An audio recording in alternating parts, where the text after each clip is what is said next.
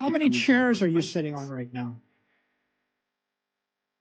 Are you all in on the chair? You put on one pair of glasses. You've got one pair of AirPods right now. You're looking at me through one screen. Like, you're using one microphone. That's a one microphone. Like, you trust it? Is that conviction? Seems kind of scary. Why don't you diversify? Why don't you use 10 microphones? Do you drive in 10 cars at the same time or one car at one time? Drive down. Do you drive down one street? Aren't you afraid that you're driving down one street? You know? Do you take a different way? You get on one airplane? Are you convicted? You put your entire family in the one airplane? Aren't you afraid? When you use knives, do you have copper knives, wooden knives, steel knives, aluminum knives, rubber band knives, diamond knives because you're afraid to commit to the right knife?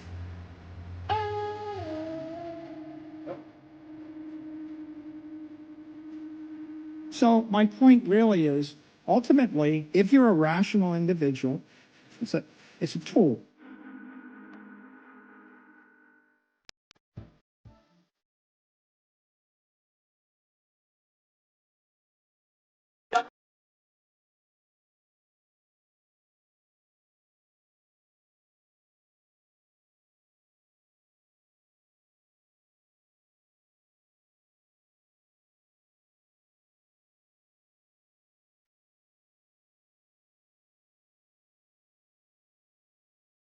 The bitch.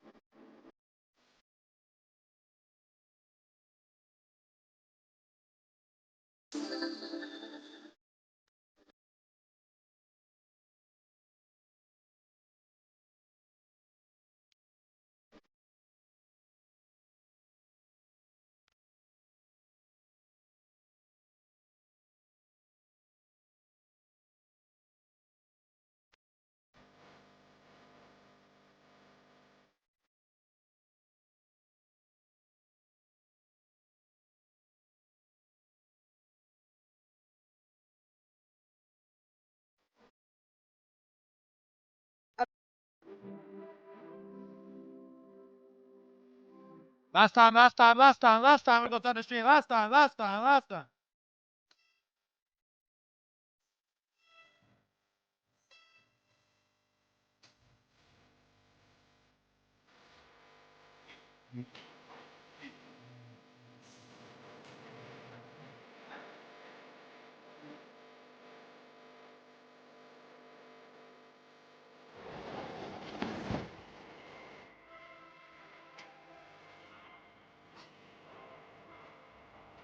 Bitch.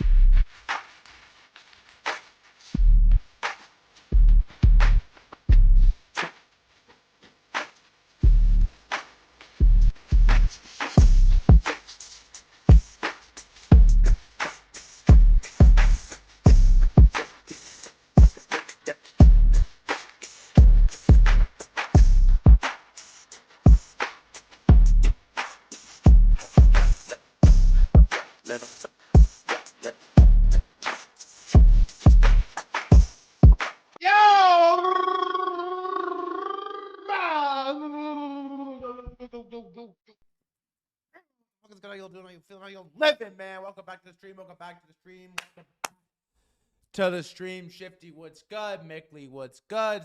Mick, you on stand today? Viblet, what's good? Storm, what's good? Kevin, what's good? Digimoney, what's good? Live the Life TV, what's good? Rockefeller, what's good? Teo, what's good? Poco, what's good? Sparky, what's good? Boss, what's good? Cole Money, what's good? Penguin, what's good? Soul Kid, what is good? Fix Mike and Dum Dum. Yeah, fuck you, Dum Dum. Matrix, what's good? J Dogs, what is good? All right, look, let's talk about it. What a fucking day, huh? What a fucking day. Market is kind of insane right now. Stocks are getting destroyed. Metals are trading like meme coins. I think copper just speed ran 10 years of Bitcoin price action in an hour. A $40 trillion asset is moving like a new pair. There's nowhere to hide. Bitcoin's getting destroyed. Hyperliquid looks pretty good. And somehow, some way, everywhere in between, we're still hanging on and doing all right. So we actually have a lot to talk about today, despite not that much going on in crypto. And the thing that I'm going to say, because we have like a unique day. This is a weird day in crypto. You sort of like look around and my idols don't even know what's going on really. Bitcoin is like 83 and some change. Things look relatively eerie right now. I'm not going to lie to you. But there's exciting stuff happening in the world. Okay, there's exciting stuff happening in the world at the same time, and we're gonna talk about all of it. So the plan for today, I have a few bullshit topics to get through. Then we're gonna talk about crypto. Well, actually, we're gonna talk about Google DeepMind. Google DeepMind just released a product video that I'm not kidding you. I was sitting here on our stand-up call and I watched it live and I had tears coming down my eyes. It was so incredible, and the tech actually, it's pretty sensational. It's good enough to make you not feel bad about 84 BTC. I'm just going to be completely honest with you. We're going to talk about crypto for like an hour. Updates across the board. We are going to have a complete 180 in KreekCraft. It's going to come on in like less than an hour. Who's the biggest Roblox YouTuber in the world. This fellow right here. And we're going to talk about Roblox, UGC, markets that are popping outside of crypto Twitter, and I'm gonna interview him for like 45 minutes. I think it'll be lit. Actually, I think it's gonna be really exciting. And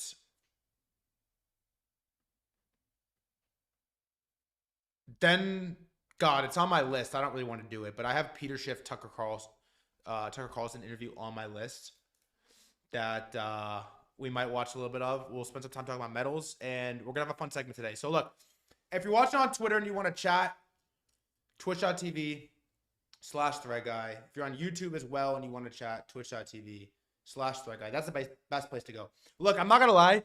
I think I've had the worst week of my life. I'm just going to be completely honest with you. I think I've had the worst week of my life. Okay. One is I was poisoned. I was allegedly poisoned a couple days ago by, I don't want to keep like calling her out because if she's watching the stream, I feel bad. So I was like potentially poisoned. First and foremost. Second of all is Bitcoin and crypto just kind of got destroyed. Things don't look great at the moment right now. And then third of all, bro, is I've been dealing with this shoulder injury for like 5 years, okay? I've been dealing with the shoulder injury for like 5 years. And I have gone to doctor after doctor after doctor after chiropractor after chiropractor after doctor, and I've said, Doc, listen to me. I once told a chiropractor who was charging me like hella money. I once looked this doctor dead in the eyes and I said, my guy, Bitcoin's 120K. If you can fix my shoulder, I swear I will retire you. I'll give you equity in the company. I'll give you equity in my lifetime earnings. If you can fix my shoulder, I will retire you. I was like I was promising Aruba vacations. I'm offering to take him to Hawaii. I was getting weird. I'm like, bro, if you can dead ass save my shoulder, I will do whatever. I will be indebted to you for the rest of my life. And so I went to doctor after chiropractor, after trainer, after physical therapist, after I do myo, muscle release, after I do deep tissue massage, I'm a peptide. I went to doctor after doctor, and every doctor looks at me and they're like, my brother, Michael, you're fine. Like, it's mental. You're a head case. Go figure it out. You're completely fine. I got an MRI, and no one would tell. I offered to retire this, nothing. And so I finally went a couple days ago, and the guy put he put like the ultrasound cream on my shoulder, and he did the rub it out, like what you do to decide if they're a boy or a girl. And he put it on my shoulder, and he's like, dude, your shit is fucked up. So he gave me the cortisol shot, flicked it twice. He went like this. He fucking, just like out of the movies. He pulls the thing back, and he flicks it twice, gives me the shot, biggest needle you've ever seen, sends me to get an MRI. I get an MRI, and I call, cortisol. Cortisone is what we don't want. I call the MRI place, and they're like, we can't give you the records. How do we know if it's you? It's a safety. I said, no, I swear this is me. They're like, okay, what email do you want it to? And they give me the email. I give them the email. They send me the results, and I have a torn labrum, bro. So ass. I have a torn labrum. Yeah, by the way, they just gave it to me. They're like, okay, fine, I believe you. What email do you want? I'm like, really? No ID, nothing. And I have a torn labrum in my shoulder, and I'm pretty butthurt about it. I'm not gonna lie, because I just got into this crazy, like, I'm gonna be completely honest with y'all. I was probably 2 to 3 weeks away from doing a wife beater stream. Seriously, I was probably 2 to 3 physique weeks away from taking it off and doing a wife beater stream. I'm honestly in some of the best shape of my life right now. I'm fucking strong. I'm moving weight. I'm throwing around 85-pound dumbbells on a flat bench like they're fucking. I'm throwing around 85-pound dumbbells on a flat bench like they're fucking paperweights, brother. I'm throwing around 85s like they're fucking paperweights. I'm on an incline throwing around 55s like it's a fucking 20-pound curl bar, and I was damn close. So I got to go to the doctor tomorrow, and look, I'm relatively upset that I can't lift and I can't get my physique right, but I'm mostly upset that the Euro Summer is probably on pause. Like, I've been looking forward to my, like, I'm up bull market Euro Summer for a long time. And when I did my in and out list for 2026, and I'm like talking about cash and leather jackets and playing pool and like all these trends that I think are in for 2026. In reality, I just wanted to drink a fucking Aero Spritz on a yacht off the south of France, just to like say I did it, bro. Just to say I did it. Just to do it. Like, I'm trying to reach the part of my life where I'm doing shit just to do it, bro. And it was almost my time. It was almost my time. And now it's like, man, you can't go to the south of France in a shoulder sling, 25 pounds overweight. It's like, what are we talking about right now? What are we actually talking about right now? There's no yacht. There's no yacht at 195 in puffy, bro. It's just not happening. What are we talking about? There's no yacht at 207. And so I'm going to go to the doctor tomorrow. I'm going to get a checkup, but there's no yacht at 215 in a shoulder sling, bro. It's just not how the game works. I know this game. I know how this game works. And you don't do South of France at 215. You just don't, man. You don't do it at 215. Maybe if you were 35, 40, it's a different ballgame, but not 24. And I'm going to be honest, man. I've been 24 for a week, and it's catching up to me, man. It is catching up to me. So if you have any advice on the peptides, on the PCP, whatever you got, let me know. Because I know that I was talking a lot of shit about the peptides. I was saying I was going to fade it. It's gotten to the point where I'm game for whatever. I just want to be able to do a push-up again.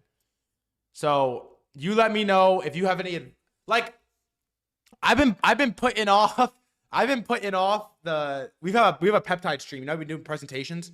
I have a peptide presentation that Tulip King has been grinding on, and I guess we're just gonna run the stream maybe next week. It's like, you don't get to go to Euro Summer at 215.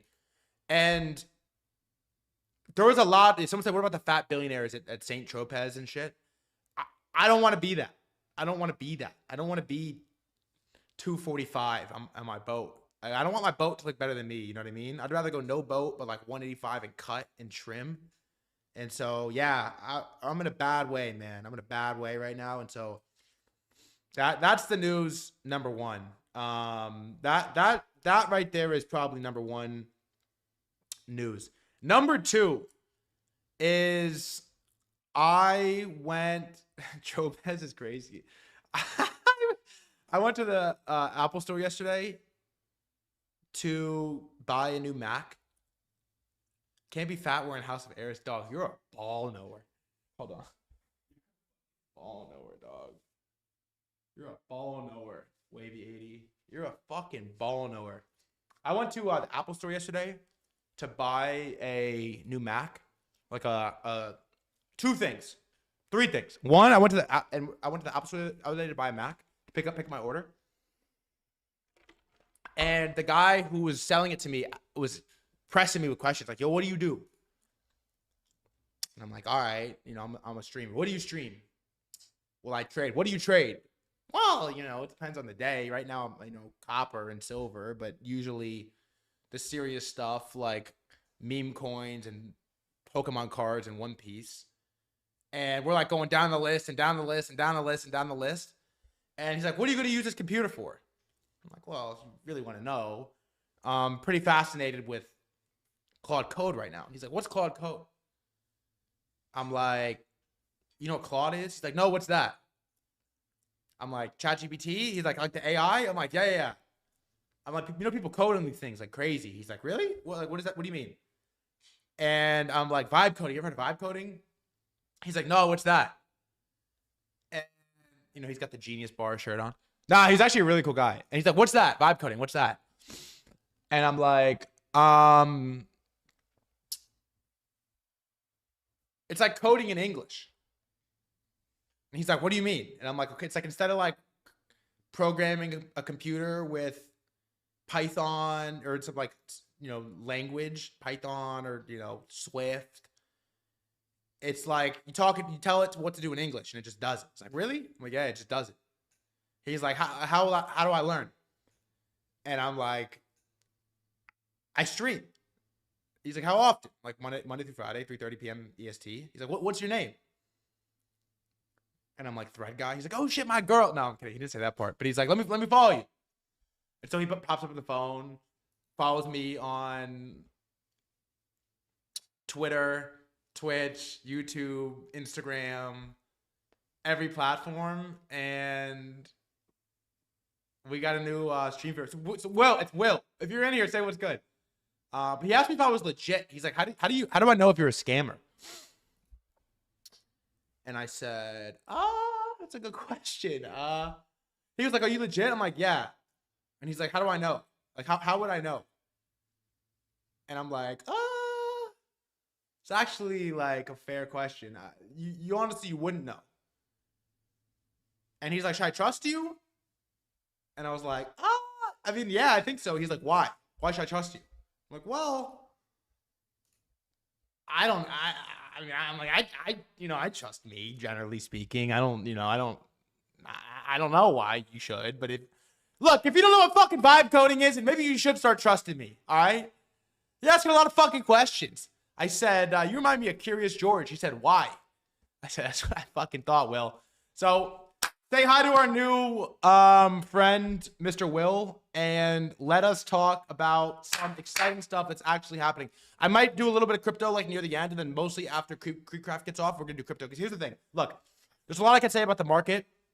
There's a lot I'm going to say about the market, but there's a couple things to be excited about, okay? First and foremost, before I show you this video, I connected Claude Code to Google Chrome for the first time in my life, and I'm not kidding. It was legitimately a surreal it's kind of like an out-of-body experience if you've never done it before. If you've never seen Claude operate your fucking computer, this is, by the way, this is the reason I wanted a separate computer for this, just in case anything fucking happens. If you've never seen the Claude control, is it safe? See, that's the thing. Is anything really safe? Or is the peptides I'm about to take from my shoulder safe? Is it safe to walk around the streets in New York City? Is it safe to go out in the cold at 12 degrees? I don't know. But watching Claude control my browser and click buttons and pull things from the Twitch API and pull stats and go through YouTube, it's genuinely unreal. It's genuinely unreal. Yeah, is it safe? Is it like, I don't know. When you use knives, how many you use rubber band knives? It's like, no, is that conviction? Do you trust it? It's like I don't know. So it genuinely was a surreal experience, and I'm gonna be completely honest. I think last night using Claude, cause I used it for real. I feel like for the first time with the skills and the additions, and hooked up the Claude to Google Chrome and all the. I feel like I properly used it for the first time, and I'm gonna go as far as to say it's one of the craziest interactions I've had with technology since I used the iPhone for the first time. I really mean that. I really mean that, bro. It genuinely feels like the greatest first usage of technology since I first used an iPhone for the first time. Now, on this topic, there is something to be excited about right now. And I think a topic we're going to continue to talk about as stream goes on is we're going to talk about the metaverse increasingly. I really think we're going to talk about the metaverse increasingly. Okay. And one of the reasons I want to talk about this right now is because we're about to have a Roblox guy on, the biggest in the world. One of the reasons I want to talk about this right now is because this just dropped by Google DeepMind, and I genuinely tried the product, and it's one of the coolest things I've ever tried in my fucking life, and I'm about to show you how to use it. I'm about to show you how to use it. Real quick, what do you actually use it for? Okay, the first thing I've used it for is I basically built this this tool that downloads my Twitch VODs, transcribes them, and then it basically is summarizing everything that I've done. So like it has all the segments broken down. By the way, it said my best segment yesterday by far was the Valentine's Day NBA trade deadline, which, by the way, the Valentine's Day deadline's in 2 days, gentlemen. You got until February 1st to make your arrangements, or it's not happening. You have 2 days. Trade deadline's in 2 days for Valentine's Day. You have 2 days. Don't forget. January 29th, you have 2 days. I'm making moves in the background. I'm like a general manager right here. I'm offering first round picks, date proposal here, proposing this. I got second round picks and a pick swap. I'm making all types of proposals. So don't forget, trade deadlines in 2 days for Valentine's Day. But that was my best segment. But it transcribes all the streams that we do. And then it can track like concurrent viewers per topic. And then so I'm starting to use it to like break down what segments I do are good, what segments I do are bad, why they were good, why they were bad. And then take things that were good, take new topics and sort of like transcribe them into make good segments out of it. And then I used it also, it's pretty cool. I used it to watch like 50 KreekCraft videos. Like it watched like 5 hours of his content yesterday on like 10x speed. And then it transcribed everything it talked about, like all 50 videos. And then it broke down like interesting facts, things he talks about, what he likes, what he doesn't like, all types of topics. And it was pretty like, bro, it fucking works. It was really good. And so it knew everything about this guy from what he talks about in his YouTube videos. And then I'm giving it my questions on like, this is what I think I'm going to ask him. Why does this work? And it's like, oh yeah. Like, this is good. This is bad. This is good. This is bad. Don't ask this. He's like sensitive about this topic, or definitely ask this. He gets excited like the videos where he talks about this topic have higher average views than like it just works. It's really good. But I want to show you right now, it's not crypto related, but I think it's going to be crypto related. Okay. And I'm going to, metaverse, bro. I think this is going to be a topic we talk about. I cried when I watched this product video. I'm not kidding. I cried. Let's go. Okay. I didn't cry, but I like, I thought about like a scenario where I could cry, and then I did mental math and weighting in my head on if crying would be justified. And then I talked to Claude Code, and I came to the conclusion that theoretically, if I did cry, it probably would be justifiable given the weight of the time. Okay.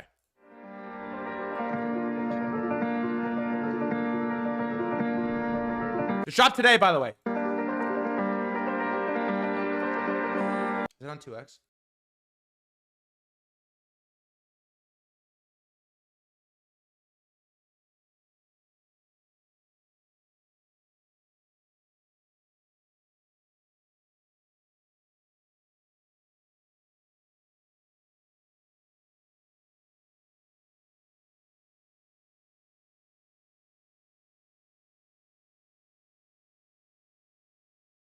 Actually, look at this. Look at what we're watching. I'm about to show you it works. Watch this, bro.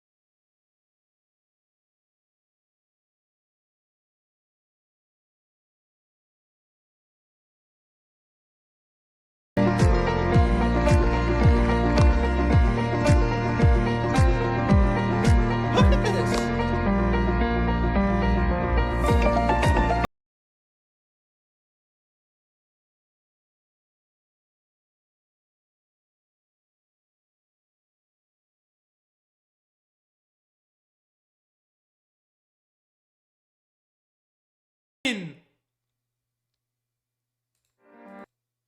this is, let's just, from purely a video without seeing anything, was that not one of the coolest videos you've ever seen, ever? Seriously. Was that not one of the coolest videos you've ever seen in your entire life? Am I missing something? That was not one of the coolest videos you've ever seen in your entire life. Now watch this shit. So I'm like, all right, we got to subscribe. And so I subscribed to, it was fucking ass, bro. I subscribed. It's $125 a month. I subscribed. And I wanted to see if it fucking worked. And bro, this shit is nuts. Like, watch this. Okay. What do you want me to prompt it? Let's go like Indiana Jones. Wait, let me be like mini Pikachu. $125 a month. It is.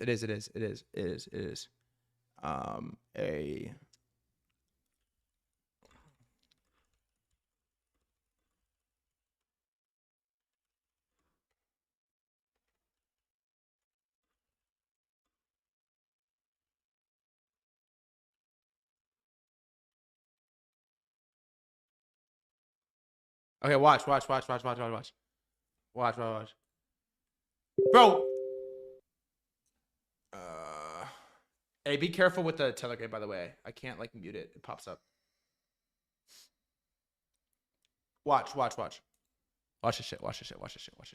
Mini P.E.K.K.A from Clash Royale is really funny. Watch this.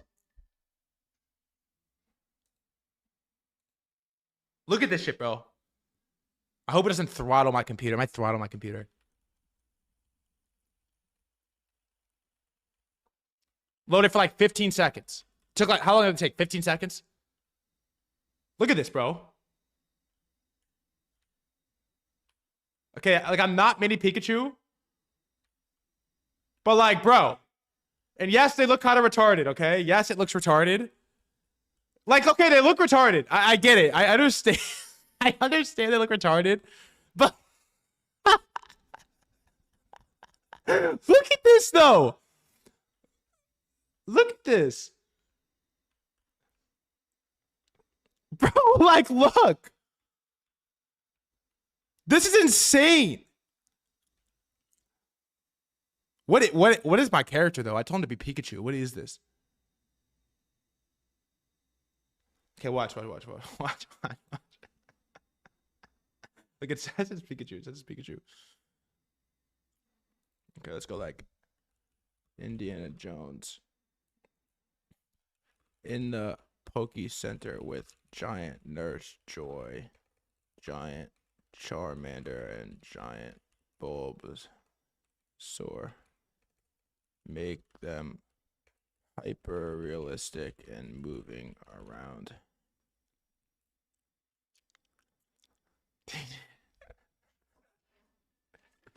Bro, you actually can't look me in the. What do you mean, Gooner?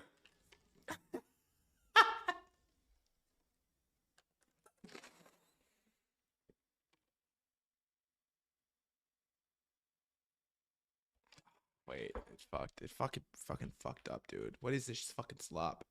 Look at this thing. It's not what I told it to do, bro.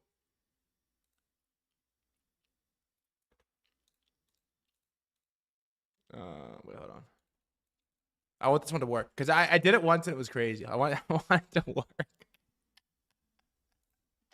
The guy cried over this.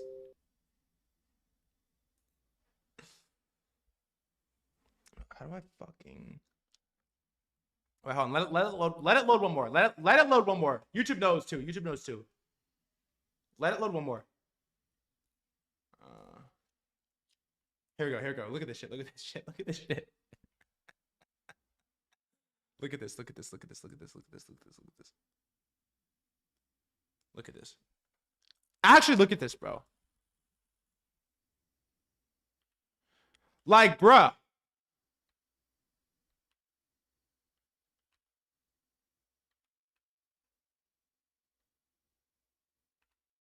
Look at this. You can't. Okay, I know it's laggy. I know it like looks a little retarded. But you can't look me in the face and tell me that this isn't insane. That I can make this in like 15 seconds, bro. Look at the Venusaur model, bruh. Look at this. Look at this model.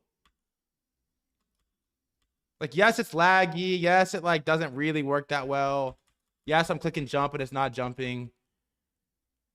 This is the worst it will ever be, bro. This is the worst it will ever be. Wait, let's do one more. Let's do one more. Let's go like.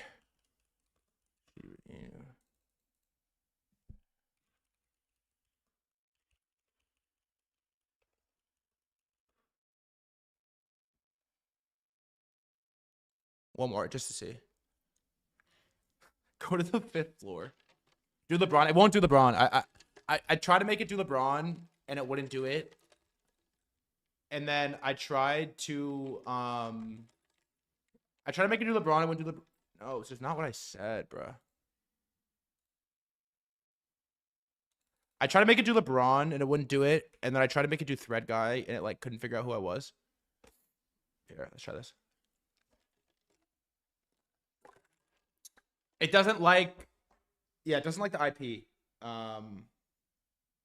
It doesn't like, yeah, it doesn't like IP. Like, it probably wouldn't do, I don't think it would do Iron Man.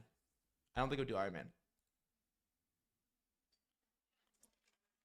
Do Legos? I can try Legos next.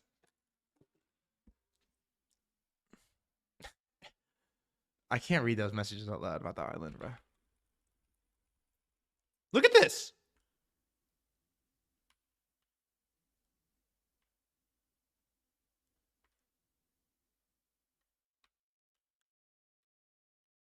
Imagine this hooked up with Claude Code with the Apple Vision, bro.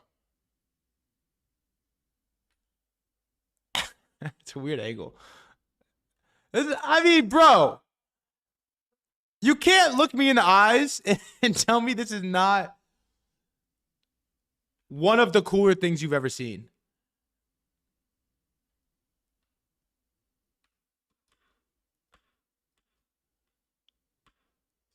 Crazy. Wait, let's do one more.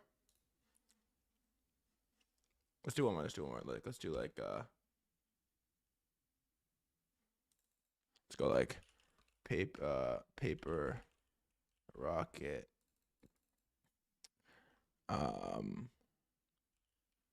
space in outer space surrounded by planets and stars and shit.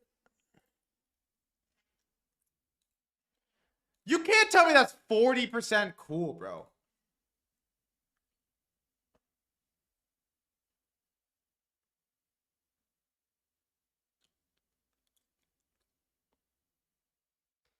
I want to see JP and Trumpy. Let's see this real quick, and then we're done.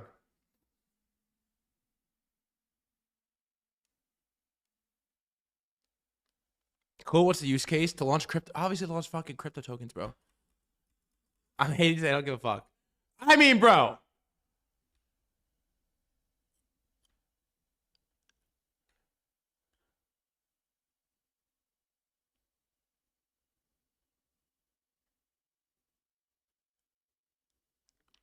You're gonna tell me this is not fire. Are you kidding me? What happens if I hit the moon?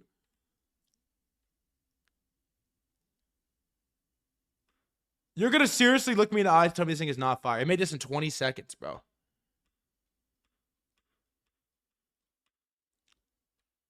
Like, come on.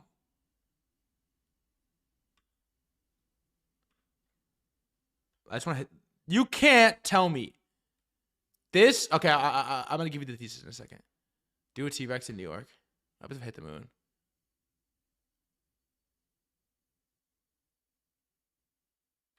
Holy slop. Holy slop.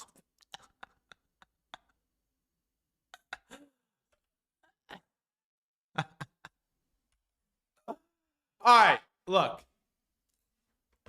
Did I spend $125 on this? Yes. Okay. And did I almost shed a tear when I watched the product video for the first time? Yes, I did. Okay, now, all I'm going to say, and the same thing that I felt when I used Claude Code hooked up to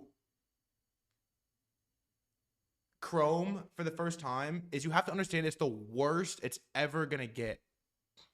It's the worst it's ever going to get. So imagine the technology that this thing has to just like spawn worlds like this, connected to Claude Code's ability to write in English and create like comprehensive scripts to do literally anything, combined with like Midjourney and ChatGPT imaging models ability to like make models and make characters and make images and make land and make visuals, combined with, I'm just gonna say it, combined with crypto's ability to launch tokens.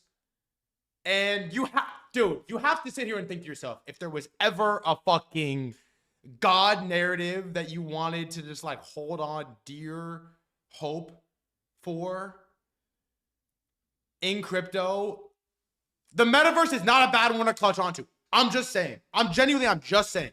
The metaverse is not a bad one to clutch onto. Like, seriously, if we wanted to clutch onto something, it's not a bad one. It is not a bad one. After what I just experienced, I'm sorry, but that technology is incredible. The technology is incredible. Okay? It is the worst it's ever going to get.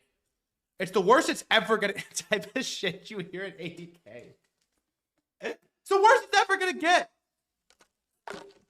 It's the worst it's ever going to get. It is the worst it's ever going to get, bro. Let's see. I just want to see like the quote tweets from this. Project Genie. Seriously, it's mesmerizing. I mean, you come on. Come on, bro. And I don't even know how to prompt it. Look at this shit. Look at this.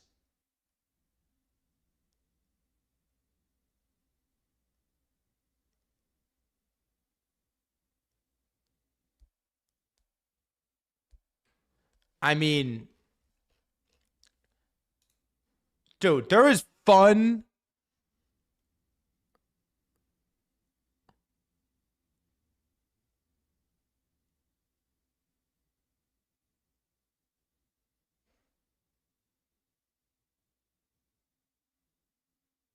Wait. I have to make me real quick. Hold on. Wait. Wait. Hold on. Wait.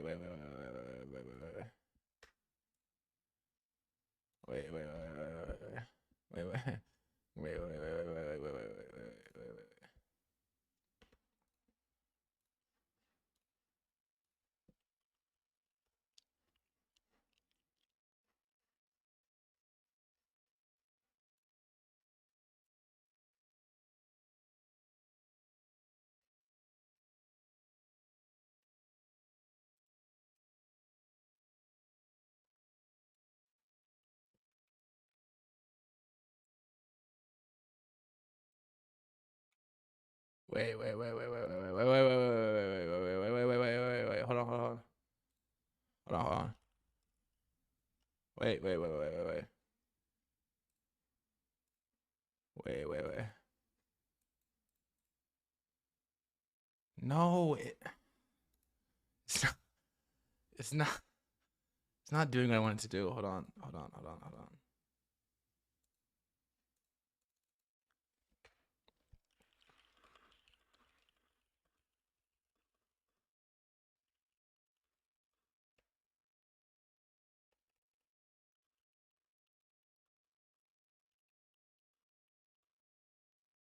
Wait.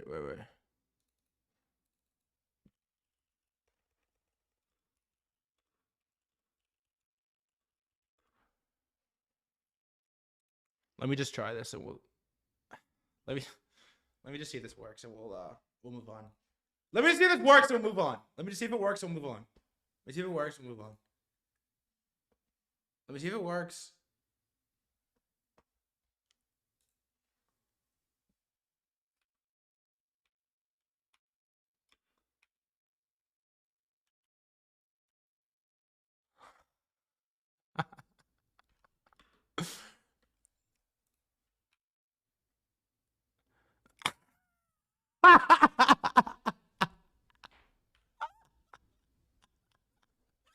No!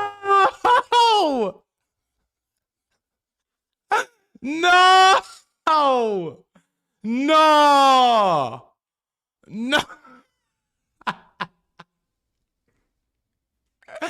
No, bro. No. No. No. All right. Well, anyways, it's the worst it's ever going to get. it's, it's the worst it's ever going to get.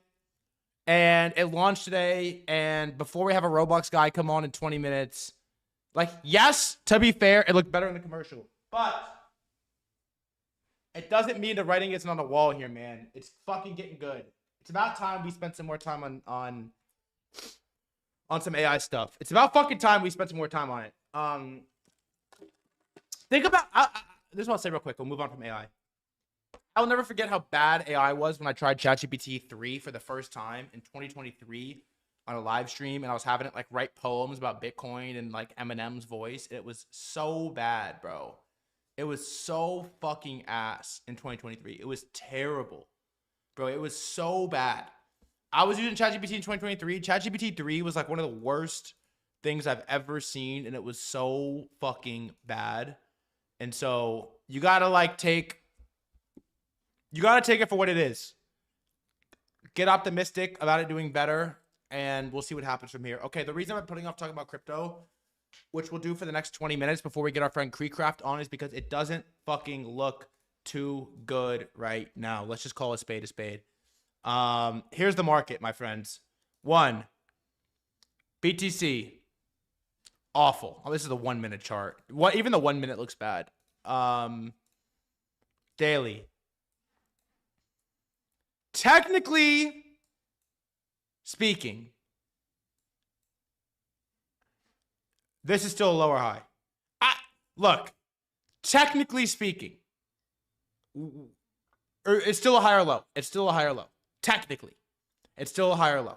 It is. Don't shoot the messenger. I'm just saying it technically is still a higher low on BTC. Okay, it doesn't feel like it's gonna hold for much longer. And at this point, look, like everything I'm gonna say today and over the next couple of days, I feel like is wrapped around this take. Crypto adoption will continue independent of price action. Businesses don't buy software based on the stock price of the vendor. Crypto is enterprise software. Stablecoins are being adopted faster than you think, quietly under the hood. This is not your 2018 hyped up pilot. It's real adoption with concrete margin uplift. Everything in crypto to me right now basically says vibe shift, tech works, it's being adopted everywhere. We've come a fucking long way. We have generational products and tokens that are out right now that exist with real moats that are going to eat the world. But price can go down. It can go lower than you think for longer than you think. It can go higher than you think for longer than you think. And we're somewhere in that middle gray area right now where it's like Hyperliquid is a generational product and crypto is winning, but price is really bad. Okay. And so that everything I'm going to say today and over the coming days, I think it's going to be wrapped around this mental framework, if you will. Technically speaking, it's still a higher low, first and foremost. Okay. Second, ETH looks the same. Not great. Somehow it actually doesn't look as bad on ETH. This probably looks the worst of all the majors, and this like level, this 120s level hasn't really been tested yet. And yeah, Solana doesn't look great. And I'm gonna be honest, I have a lot of homies IRL homies that like begged me to tell them what to buy in 2024 in crypto, and a lot of them bought Solana. Weird spot for me. They'll text me like, threadguy, like, what's up with that Solana? And I'm like, I don't really have much to tell you right now. It's a weird time to be in crypto, but it's a weird time in the world right now. As we're gonna get to these charts in a minute, it's a weird time in the world, generally speaking. Sol not good, Zcash not good, not awful. That's bonds. I was about to say this chart looks good. What is this? Fucking 10-year yield. Zcash not great. The only chart right now that I feel like is impressive, genuinely impressive in crypto is this. All things considered, I mean, we're down 7% today after being up a significant percentage over the last couple days. But dude, Maine, I texted Maine the other day. You want me to read you my conversation with Maine? Here's the deal: is the TA guys right now, the TA traders are in shambles, bro. This is the real, like, when you say get so and so, get Maine, get Ponzi, the real take right now is the technical analysis traders are absolutely in shambles. Because there's no real TA that could really do that. Like, these are the posting from the TA guys right now. It looks like this. This is what it looks like.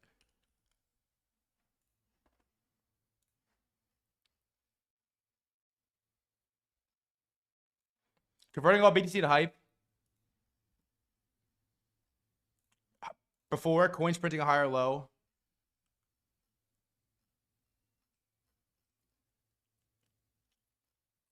Before.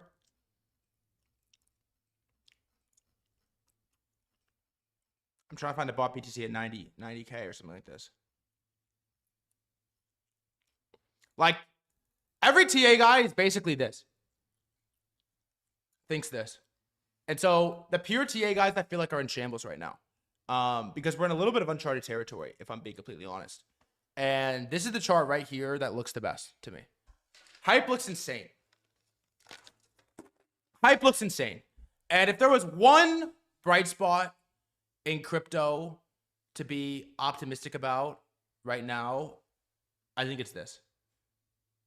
I think it's this. So I texted Maine. I'll read you my text with Maine. I texted Maine. And I said, I texted him last night at 8:58 p.m. And I said, what did I say? I said, unprecedented times, huh? He said, what happened? I'm in place, living the dream. And I said, what happened? I'm like watching gold's like 5,600. He said, what happened? I said, I replied and I said, gold BTC. And I said, wow, you're my goat, haha. He said, gold flying is end of times. Really think BTC is due to catch up. Has to be soon here. And so basically every TA guy, I think, that has a crypto bias is thinking to themselves, we should be catching up here soon. And it's really just not happening. And it's a weird spot. I don't know. Stocks look like this. Look at this. It was pretty bad. I watch a stock guy. I watch a stock guy every morning. This guy Amit Investing. I watch him every morning. And they were in absolute shambles over this chart, over Microsoft. People were losing their fucking mind over Microsoft. This morning they were losing their mind about Microsoft. Here, this guy I watch every morning. I watch this for like market open, just to like see what's happening in the stock world. Let me see. I don't know why. Was he shadow banned? Yeah, this fella right here.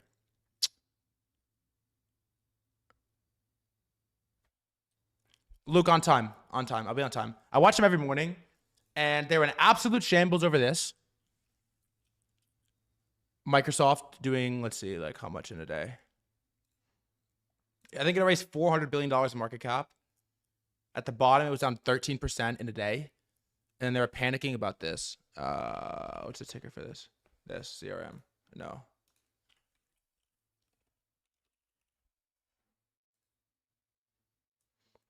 This isn't even that bad. What? They were panicking over this. It was down 9% at the bottom. And so basically every software play right now is getting destroyed. Adobe. Look how much some of these charts are down. And since January 2025, this thing is down 47%. Every software play is just getting destroyed. And my understanding of it is they're getting destroyed off AI fear, off Claude Code. What I want to do, we don't really have enough time to do it right now, but I want to basically I want to look at some of these software charts on the spot where Claude Code launched just like 70 days ago and see how much they're down. Because the narrative, they have narrative problems. These SaaS companies have narrative problems, big time narrative problems, especially as vibe coding, Claude Code, 90% of all code, all programming is AI now. Narrative gets pushed. They have big time problems. Like, look at this. Wow, look at this chart we drew. This line we drew. Ignore that, huh? Look at this one, how bad this is. Somehow dipped another like 10% today. And so the reality situation is, even in the equities markets, let's say Google launched today. Google looks fucking sick. There's really not that many places to hide out at all. It's like S&P is at ATH, and every stock guy that I watch wakes up in the morning and they are like fucking in shambles. They're in shambles. Everyone I watch is in shambles. You're basically running out of places to hide out is what it feels like. All that's left is this. Gold looks insane. Silver looks disgusting. And then I traded this yesterday after I came home with my computer. I actually made a little bit of money on copper yesterday because it was like a 10-year breakout. But look at this PA. Look at this PA. Look at this PA. Look at this PA. It goes plus 11%. And 1, 2, 3, 4, 5, 6, 7, 8, 9, 10, 11, 12, 13. In 13 hours, it goes plus 11%. And then in 2 hours, it goes minus 9%. Like snap wick. And then right away, in the next following 3 hours, it goes plus 5%. It's moving like an altcoin, bro. This was crazy. So I tweeted this last night. It's kind of a funny tweet.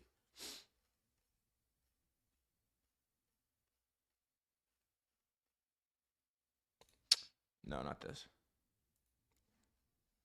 I tweeted this right here. I tweeted this last night at 7:34 p.m. The entire world is slamming the same copper chart and praying. 7:34. Let's see.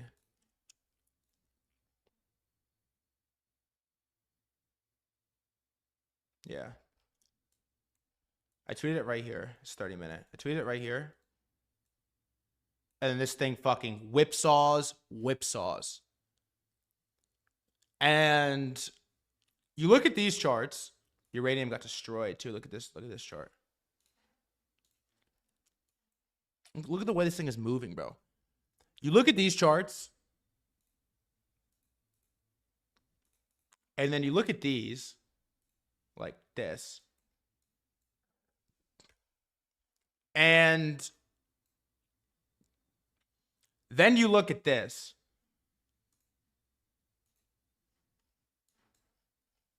And the overwhelming feeling, bro, is just like there's not that many places to hide out and risk. And for the first time in a long time, I feel like the smartest people on crypto Twitter, I look around and I'm reading their tweets because, like, here's what we're going to do when we get off stream or when we get done with KreekCraft is I want to just, like, watch. I want to watch Peter Schiff, Tucker Carlson as much as it pains me to do. I want to read some of these, like, more macro guy takes. And no two people have the same opinion on anything. None. No, the gold people have completely different takes than the equities people, than the macro. Like, no two people have the same take on what's happening right now. The only thing they can say is like, holy fuck. People are just looking around wide-eyed, like, what is going on? And so the thing that concerns me the most with crypto right now is that I feel like we're not even really part of the conversation. Like, the obvious high level, like, left brain is that there is just like complete flight from US assets, like flight from US markets, basically. Flight from US risk, flight from US treasuries, flight for US bonds, flight from US exposure. And nobody wants to buy any fucking thing else but gold. $40 trillion asset moving, like every money in the entire world is buying it. And the problem, at least as I understand it, is that Bitcoin is too small. Like, you can't buy a store of value asset that you're going to 10x. And so if you think about it like this. The narrative problem we found ourselves in is if the entire world is, in these other countries, China, all these other countries are in a flight away from US exposure, and America and Donald J. Trump have basically positioned themselves as Bitcoin is an American asset, and we are the crypto capital of the world. We got a little bit of a narrative problem, bro. I'm not gonna lie. Under-discussed, I think. Like, if this is really what's happening, is nobody wants US treasuries, no one wants US exposure, and China and all these other countries are just slamming gold and slamming metals as a way to get out of US exposure. And then you would think Bitcoin is positioned to catch some level of these flows, but Trump has basically publicly decided that Bitcoin is an American asset, and it's already risky, unproven, and small. Why? I don't know. Why touch it? And it kind of feels like that's what's happening right now, is we're just like being skipped over a little bit on the BTC side. Being skipped over. And it leaves us like out of the conversation a little bit. It puts us in a weird spot. It puts us in a weird spot at the same time that equities low-key look terrible. Low-key look terrible. Like, there's not that many places to hide, bro. There really are not that many places to hide.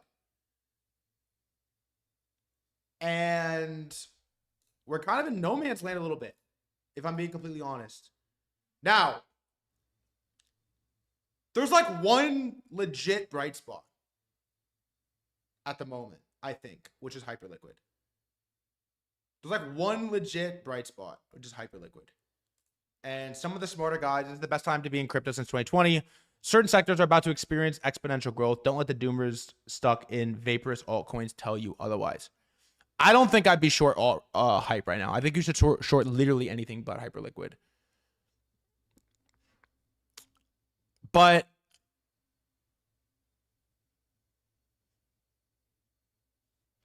it's kind of how, like, the thinking here. It's kind of the thinking. And so Pump as well looks decent. I wouldn't touch Pump either. I would be fucking shorting Pump. Max 7 ATH, but everything else is awful.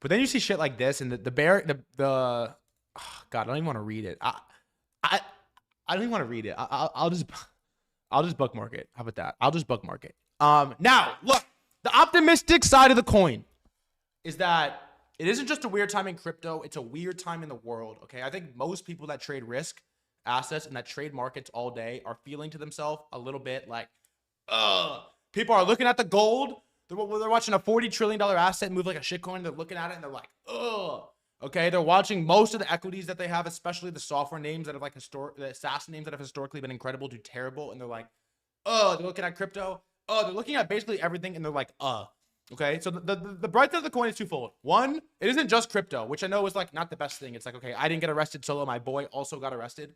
But you would rather your boy gets arrested with you than you get arrested solo any day of the week. If I'm going to the principal's office, at least let my homie come with me. That's number one. So at least you're in the same boat as a lot of other really smart people. And the second side, which is harder because we're not directly making money from it, but I can't help but touch Claude Code and hook up the Google Chrome skill and look at this Google DeepMind little metaverse builder and world builder, and then look at Roblox and see how much money these people are making and not think that we're just like borderline the coolest, one of the coolest times in the world to be alive. So markets are weird. I, in 1 minute, am going to interview KreekCraft, who is the biggest Roblox YouTuber in the world. I think it's going to be a good little switch up conversation to discuss some other things that aren't just like, yeah, crypto looks like shit. And this guy is a fucking sharp kid, and I'm excited about it. So I'm going to interview him. We got 45 minutes with him. Right when he gets off, this is what I have planned. Right when he gets off, we're going right here. Gold medals. We're coming right here. We're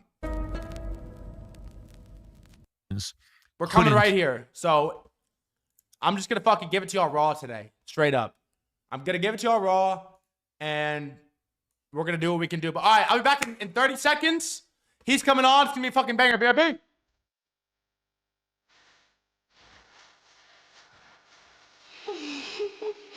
It's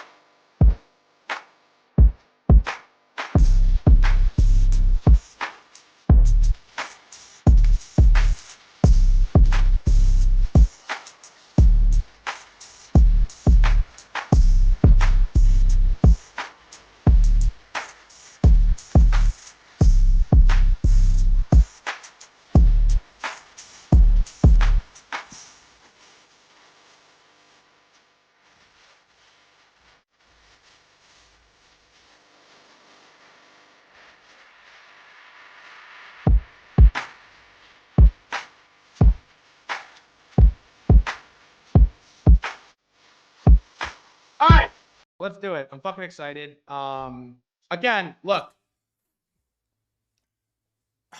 I need to go to water. I gotta get a water. Hold on. Luke, I'm sorry. Tell him 1 second. I gotta get a water. Hold on.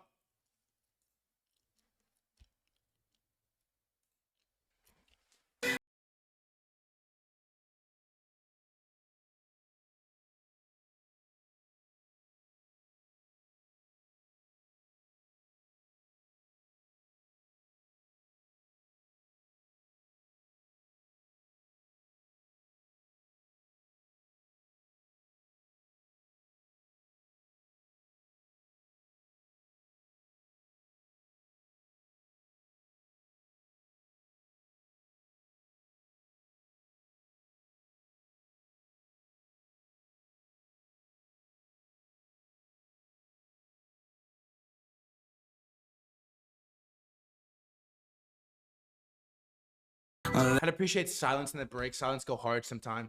All right, let's get it. Let's fucking go. KreekCraft, the biggest Roblox YouTuber in the world, is coming on stream right now. Look, sometimes things are a little grim. The markets don't look great. But this stream, we will always be in a bull market because whatever the most interesting things in the world are at any given time, especially on the internet, we're going to be discussing them. We're going to be covering them. And we're going to be on the fucking front lines. That's just what we do, man. We're early to everything. That's what we do. Good days, bad days, whatever, we're on it. So let's get it right now. KreekCraft on the stream. I'm a little like, I don't know. I'm a little like, ugh. Let's fucking go. All right, let's get it. And boom, we're live. Mr. KreekCraft, what's up, dude? Hello, hello. How are you? I'm awesome, man. Welcome to the stream. How are you? Good, good, very good. Happy birthday, man. How was it? It's good. You know, as a Roblox streamer, every year I get older, and it's like I'm reminded of my impending doom every year. You know. Dude, I just turned 24 and I had like a sneak midlife crisis. Does it get better? Well, like I don't feel any older, but like, kids will start making jokes, and it's like I have no idea what that means anymore.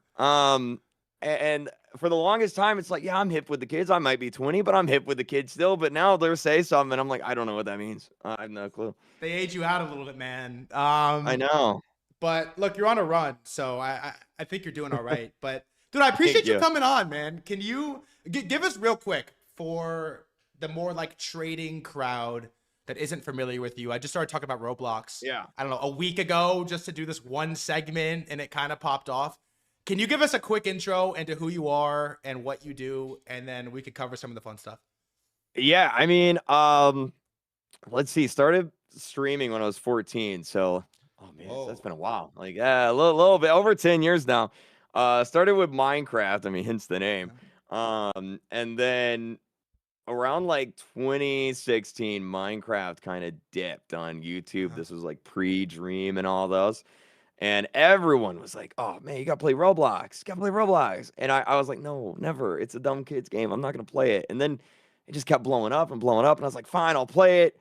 And I don't know how familiar you are with it, but like I played this one game called Phantom Forces, which is essentially like Battlefield or Call of Duty in Roblox. So good. I started playing Roblox. Here we are, like, oh, actually 10 years later. I've been playing Roblox for 10 years. So yeah, it's been a journey.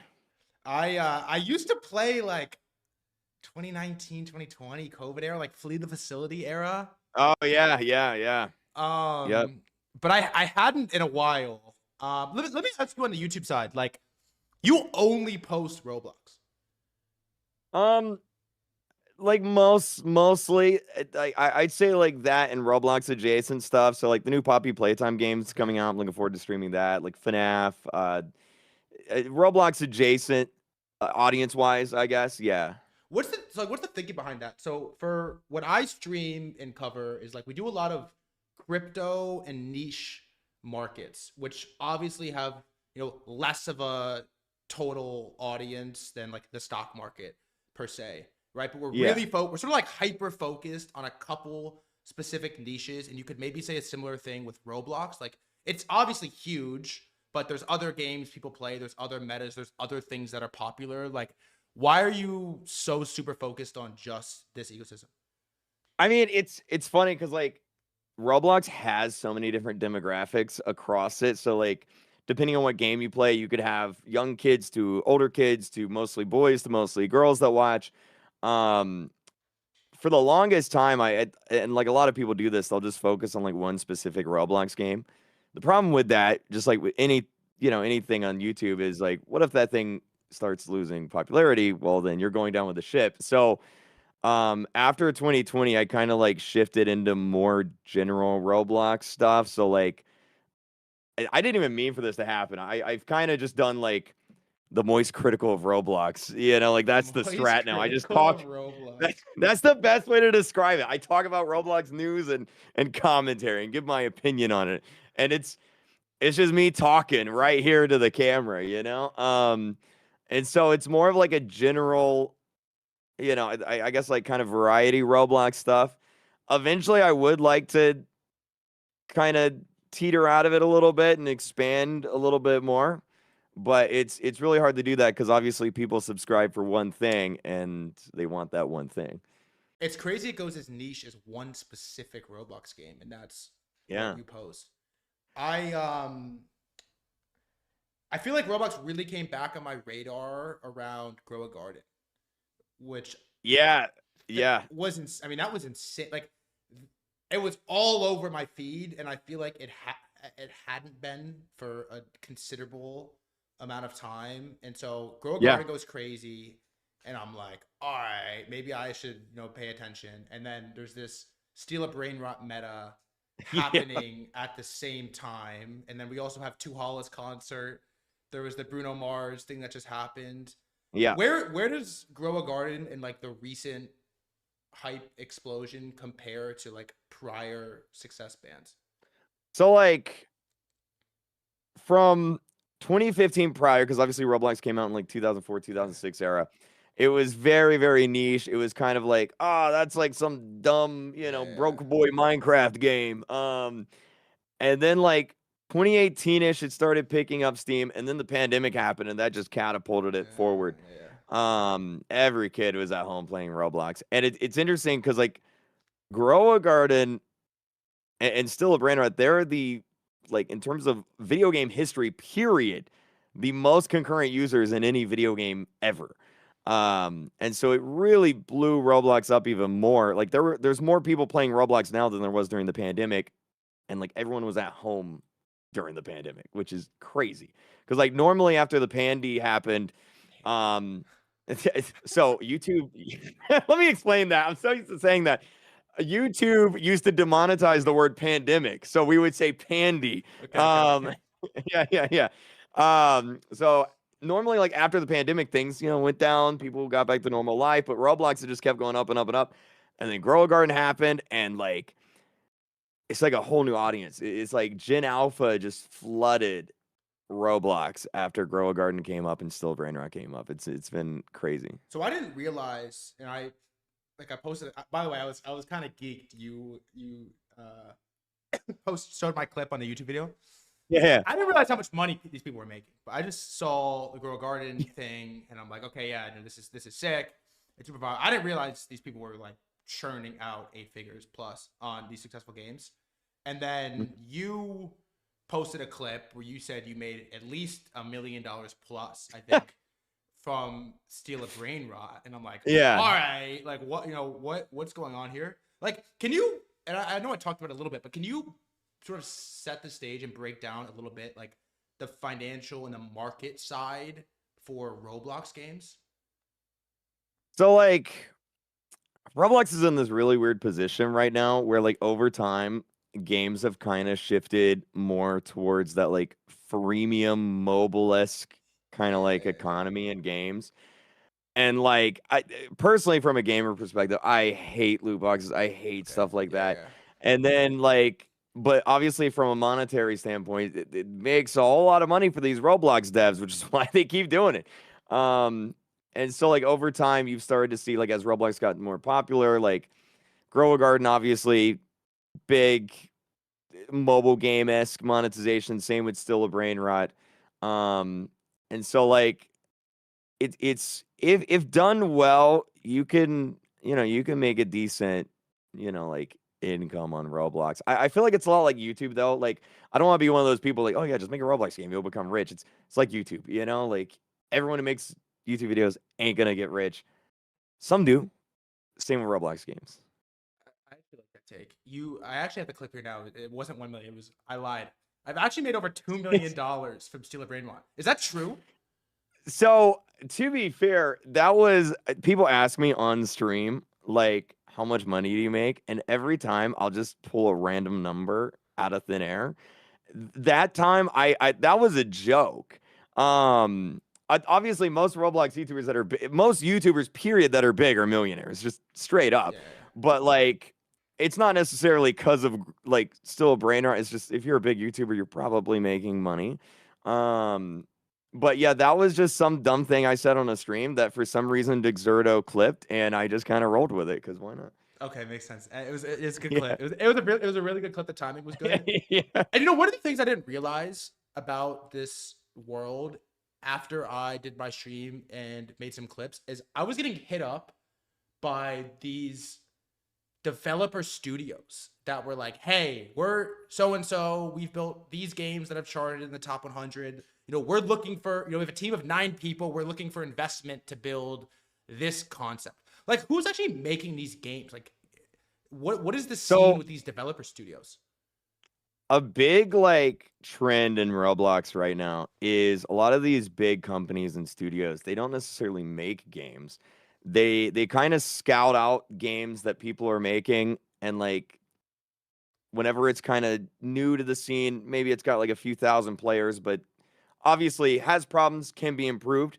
They'll be like, this game has major potential. We're going to pay you X amount of money for it. Maybe we own 50%. Maybe we own it outright. And Yeah. then they use their big teams to kind of like blow up that game. So like Grow a Garden, for example, Do Big and Jandal didn't make Grow a Garden. It was made by a kid named Adrian. And they were like, oh, this game has a lot of potential. And they, kind of like bought into it and helped them expand it. And is there like a in Roblox system for you to come in with capital and be like, hey, I would like to own 20% to No. fund you like 20K, or is this all like under the table? It's back channels? very it's very under the table back channels. There's some questionable stuff at times. What do you mean? It like okay, so one big problem in the Roblox scene is like a lot of people who make games are kids. And kids don't know anything about contracts or legality or anything. So like a big situation that happened recently last year is one of the biggest games in Roblox, Forsaken. Okay. Making millions of dollars a year. And they had no legal paperwork, no copyrights, no trademarks, and nothing. And so there was a big dispute over who owned the game. And how does that work? Well, the owner of the game is a 16-year-old. So how does that work? He can't sign a contract. So it's like there's a lot of like I don't like that's probably a lawyer question. Like I don't even know how you would navigate some of that, but it's weird because like you could have a kid making a game that's making millions of dollars and there's no legal paperwork. It's basically just a bunch of random people online being like, cool, let's make a game. And so, I mean, Roblox is obviously aware of this. We can maybe like skip over some of the legal rabbit hole stuff, but they're obviously aware of this, and they are obviously do better as a company if these games are successful. Is this? Yeah. Do they talk about this? Like as I've kind of gotten in the know with things, I'd say a lot of people don't like the normal Roblox audience probably doesn't know the back end of like, the Roblox ecosystems and games going back and forth, ownership and it's not talked about that much, to be honest. It feels like the dark arts back there. That's actually a weird spot. How does it work? Like, is there one developer account that just gets all of basically the Roblox? So like a lot of like big companies, they have like I guess you'll call them like scouts or whatnot. Like there's this one Discord server that like in order to get into it, you have to have like so many concurrents on a Roblox game and like a whole bunch of other metrics. And then like it's kind of like I don't want to say like a trading server, but like a lot of people that buy and sell games do it there. But there's like other means too. Like some people will just see a game popping off and they'll be like, hey, what's the stats on that game? We're looking to buy it, get ownership in it, et cetera, et cetera. A game trading server. That's crazy. Yeah.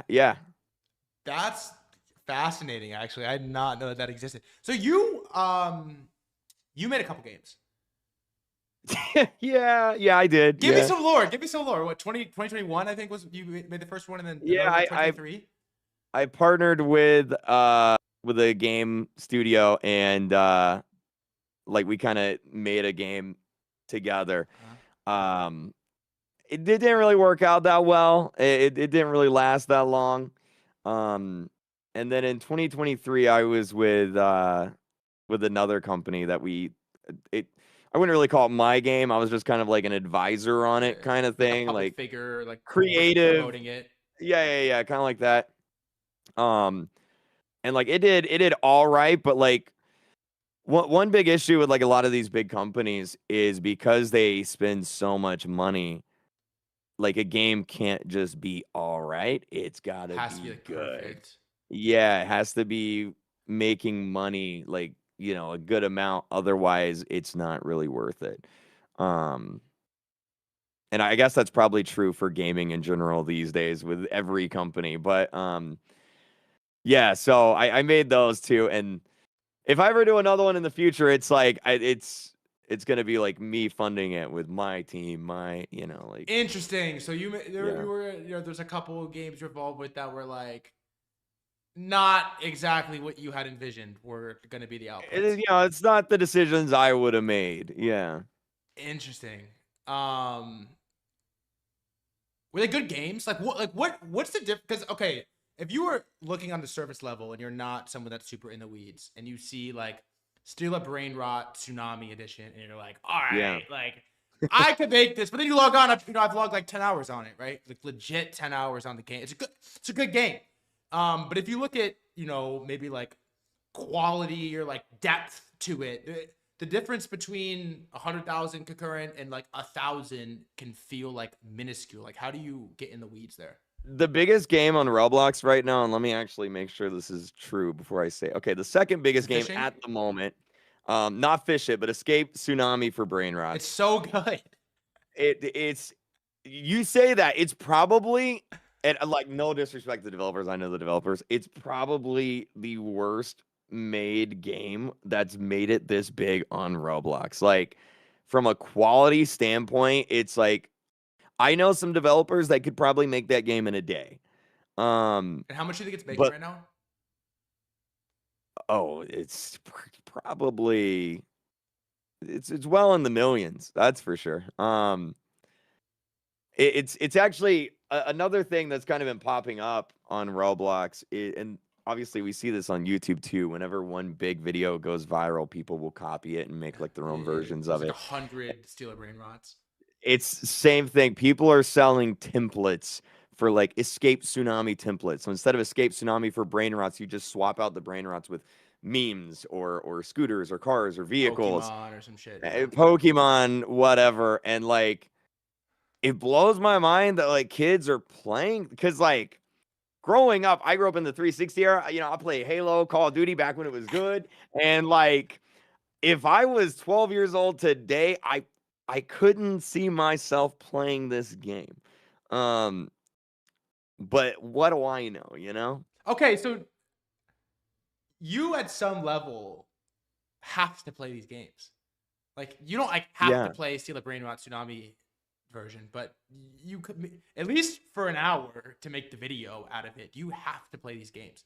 Do you? So like, yeah, talk about that. I'll say there's like different like eras of Roblox. So when I started playing Roblox, the big game was like Phantom Forces, which was like Call of Duty, and then it was Jailbreak, which is kind of like GTA. Doors was a horror game. Piggy was like a story-based horror game, and like I liked those because they either had some depth to them gameplay wise, or in the case of Piggy, the depth came in the form of like the actual story and lore. And so there was like content and stuff you could sink your teeth into. A lot of the newer games trend on more towards like mobile-esque games. So like they don't have a lot of depth to them. They're basically just mobile games that your grandma would download off the App Store. And so like some days it's like, yeah, I do struggle with this. Obviously I have to make videos on what the Roblox audience wants to watch. And right now it's still a brain rot. Is it my favorite Roblox game? No. I make it fun, but like if it died tomorrow, I wouldn't be crying about it, And also, I don't. You obviously have way more context than I do, but it doesn't. It feels like every popular charting game is this sort of like, it's like this endless, no real goal, like no like binary ending. It's these like endless simulator farm prototypes, and then like really every good week for they monetizing. update with more monetization. Okay, more, so like after watching you and a couple other Roblox YouTubers, I was watching all these videos like using AI to like make a game in an hour. I'll ask you about that later. Yeah. But after getting all these videos, my whole YouTube FYP is Roblox, and a surprisingly large percentage of the videos are basically talking about how the 2016, 2018 Roblox era was fucking goated, and where we are right now is slop and awful. But Roblox is way bigger right now than it was in that era. Like, what happened? I'd say the general sentiment is okay. Pre-2020, Roblox as a company felt different. They felt very connected to the community. A lot of the updates, transparency. It felt very much like pre-Activision Blizzard. Okay. And then 2020 came out. 2020 happened. They became a publicly traded company, and it felt like the fall of Blizzard all over again. It was like now these kids get to experience what I went through. Because it's like they stop being transparent, they stop communicating, and it's like every update they do, everyone's just questioning why. Like, why would you do that? That makes so like right now there's a big drama going on because they decided that they want to have all animated faces on Roblox I avatars. saw your video. Yeah. Yeah. You can't have any static faces. And it's like, why? Why not just have both? Like, I don't understand. And I'd say like the general PR sentiment around Roblox as a company is negative. And then of course you have the Schlepp situation too, which like, yeah, Roblox is as a company, I kind of feel like to a degree, there's two things to answer your question. Number one, Roblox survives off of user generated content. So like the people make the games. So it kind of gets a pass there. Like Roblox kind of gets to avoid that there. But also I think it's just so big that's like, yeah, you can take away a kid's chat. You can mess with their avatar, but like they're probably still going to play Roblox. And because so that's what everyone plays. this brings me to a question that's like on the UGC stuff, which is fascinating. I know you don't like the word metaverse, so I'll spare you the word. But the concept of UGC is so it's incredible, right? Yeah. And that's why I like a lot of these like alternative markets. And Roblox, obviously, Fortnite, obviously. Roblox takes like 75% fee on They do these take a lot. creators that are making these incredible games. And the problem, to the point you just made, is like, it's like, okay, cool. You don't want to deal with our fee, like go somewhere else. But there's nowhere else to go, right? It's like if YouTube bans you or YouTube doesn't want you to make content about X topic, you're probably just going to stop. Because you could go to Rumble or some other platform, but the people that you care about are on YouTube. And so you're probably just going to stop talking about the thing and you're going to stay on YouTube. It's like, what do you think? Like, how does that evolve? Like, can Roblox continue to get away by taking 75% plus fee on these games? And like, what does the future of the UGC growth look like? I think there's an asterisk on that. That is a very high amount. The asterisk on that is Roblox doesn't make developers pay for any server hosting or any costs like that. So like you just make the game and there's no cost. I don't know how the math on that works out. I don't know if that's great. I don't know if that's good, but like obviously if you go on Steam, I'm pretty sure you do have to pay for stuff like that. So like that's the asterisk there. Recently Roblox announced that they are increasing the DevX rates, which is the rate of Robux to real life money transfer. Which is good because I for the longest time I think, obviously should be developers making these games should be making more money. I'd like to get to a point where if developers are doing good, I'm doing good. So I want them to do good. So like I'd love Roblox to get to a point where developers can make even more money off of Roblox and through different means, whether it's like selling merch or like that's something they did recently is like you can sell like actual physical merchandise in your games now. So like you can buy it from within Roblox. Like helps out developers. I skipped over your take about the Roblox team, which by the way, you're passionate and sometimes you call them out like you do. You get heated about the Roblox team, but I feel like it's good. It's refreshing to hear because you especially for maybe my side of the internet doesn't have that much context for like what's going on. It's a pretty colored, definitely not being paid off level to take. Yeah. And my question for you, I'm always curious with these type of game experiences. Like, do you think like how actively is the senior management at Roblox that's making these decisions playing the game?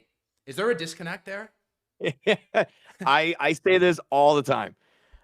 I am not convinced that these people like play like the average Roblox employee. I know a bunch of people at Roblox. They're great. I love them.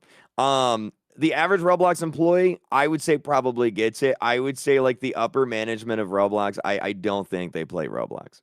I would be shocked to hear that they actively play the game. And then so they just make decisions where you're like, yeah, this guy obviously doesn't fucking play the game, and you're stuck in this weird spot.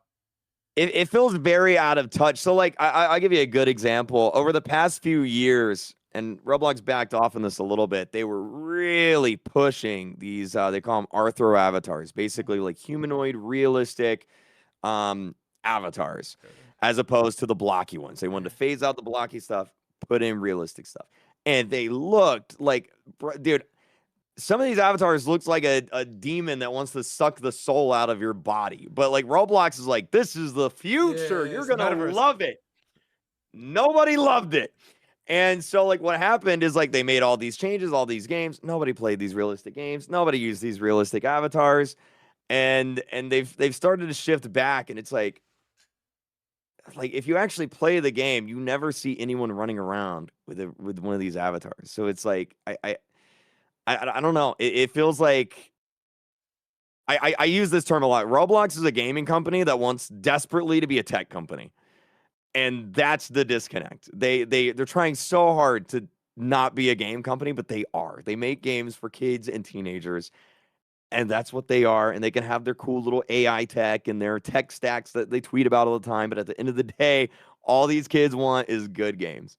Okay, so I watched this video, I think by the Roblox CEO, I don't know, a couple weeks ago, a month ago, maybe more recent, talking about, he had this it was like this AI demo, and he's like going around to the world, he's typing things, the world's like updating, and he's basically talking about the Viking water thing.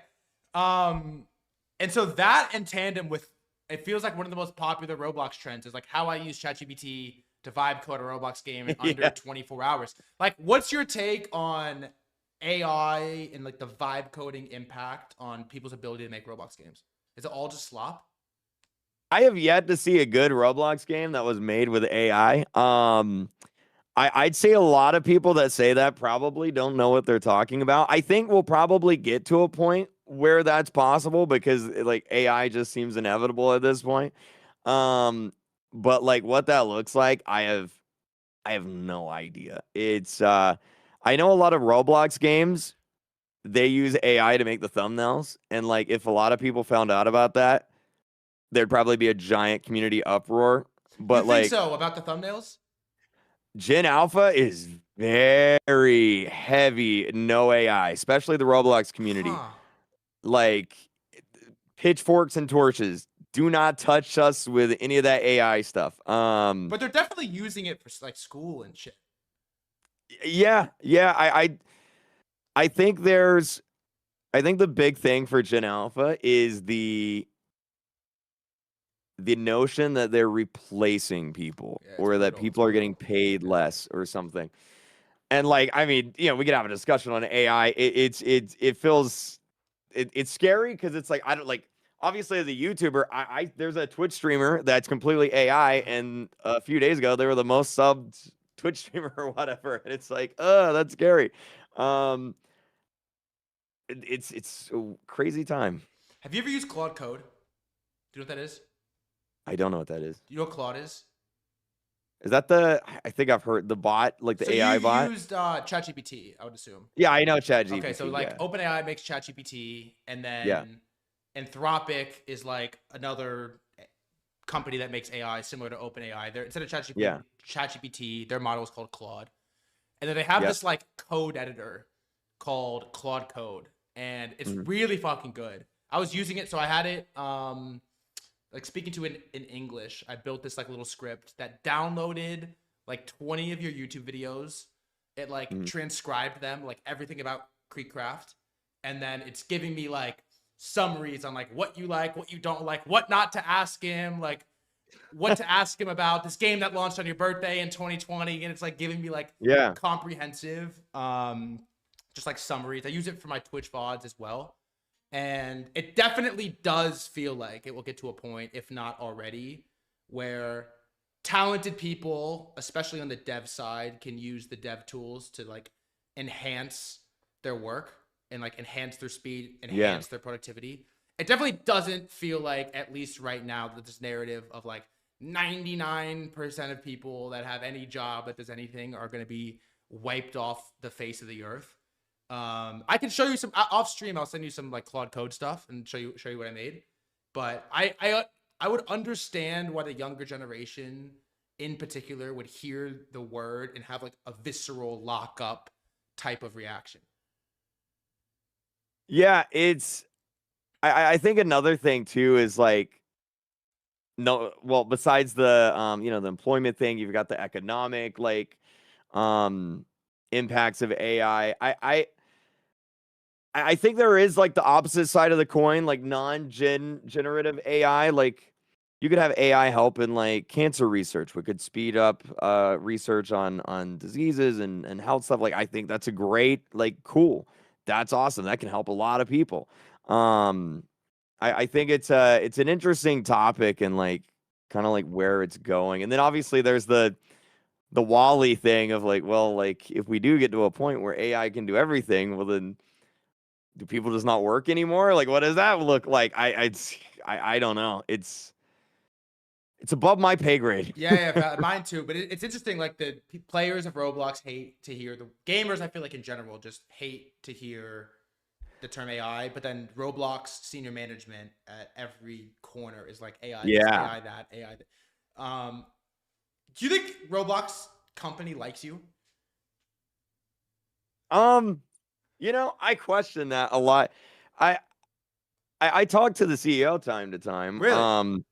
Like I feel like a lot of people value my opinion. Like a lot of people don't like me, Mhm. but I think there's definitely a lot of people that value my opinion because I don't sugarcoat things. And it's like I don't criticize Roblox because I like criticizing Roblox. I do it because like if Roblox does good, then I do good. Players are happy, developers are happy, and it's like I just want it to be a good game.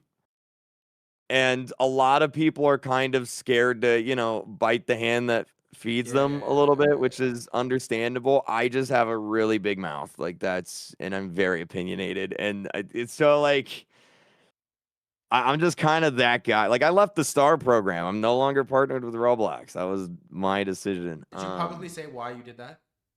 Oh yeah, when the Schlep stuff Okay. happened, I was like, yeah, no, like I don't want to be part of this. that was crazy.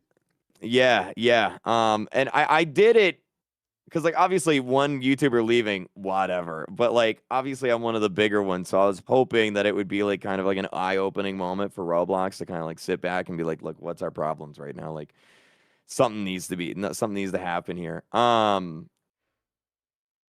Has that happened? I don't know, but I like sticking to my guns, I guess, on things and trying not to compromise on like, what I think is right and not right.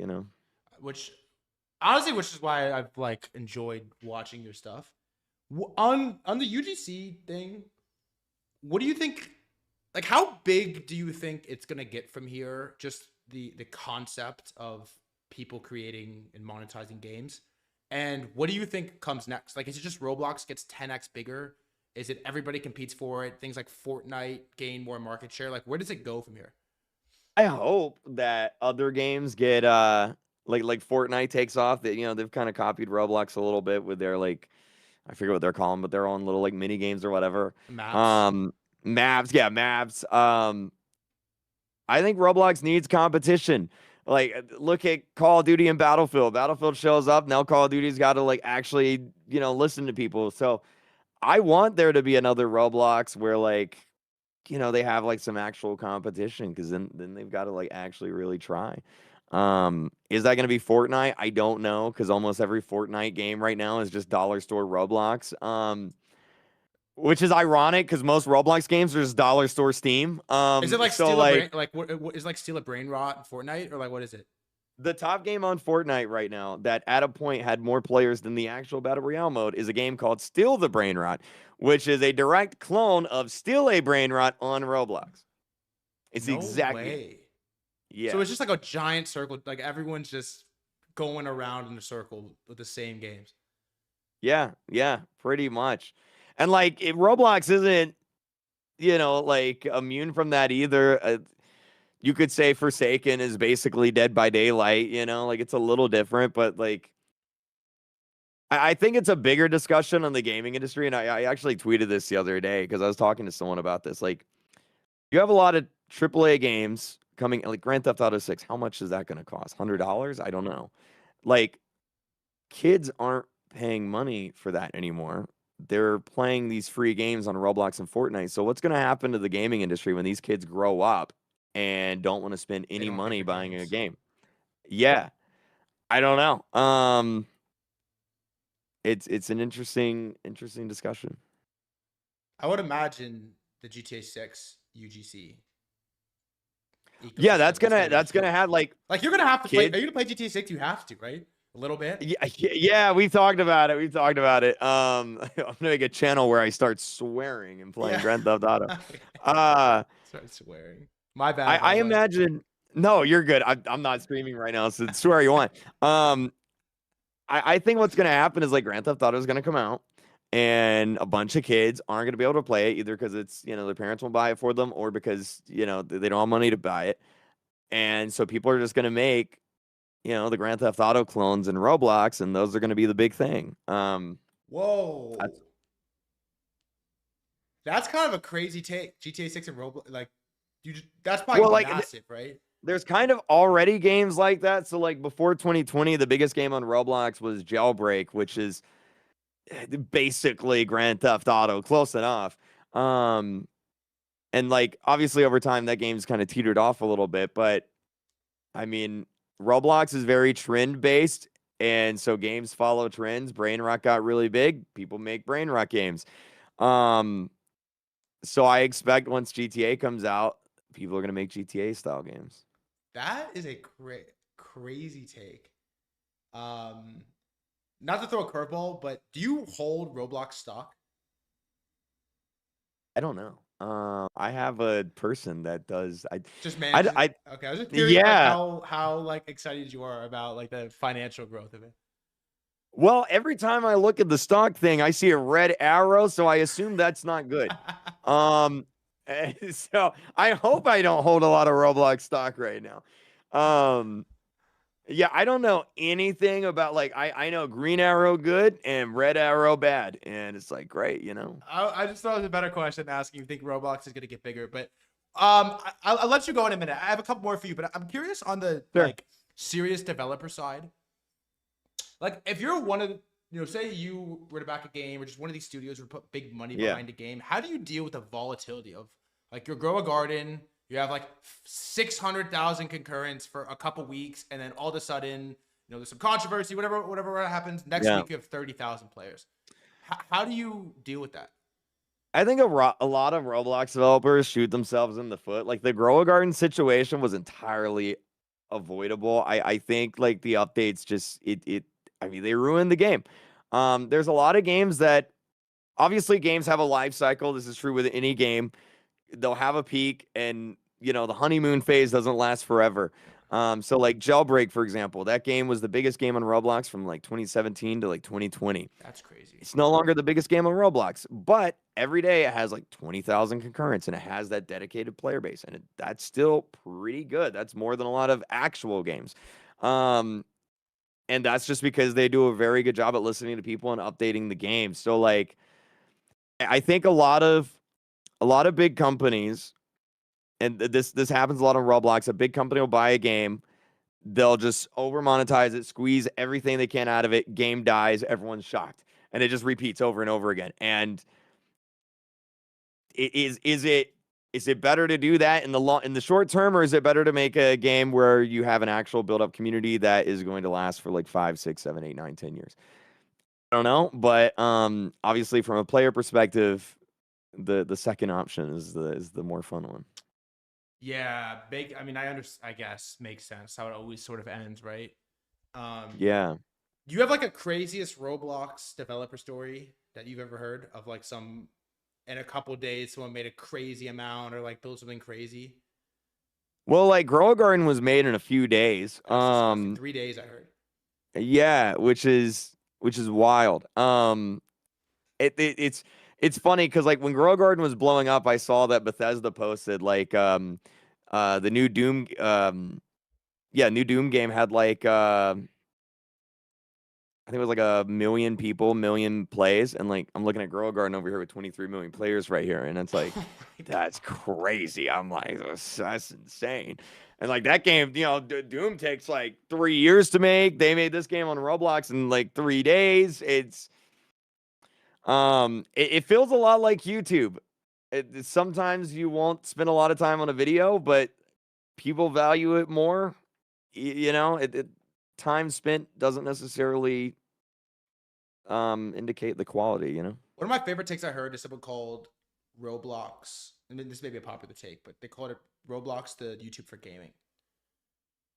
Yeah, I would say like it's very similar to YouTube. If you just look at the games as videos, like it's very similar. It's a fun take, and it's exciting. Yeah, dude, it's a sick world.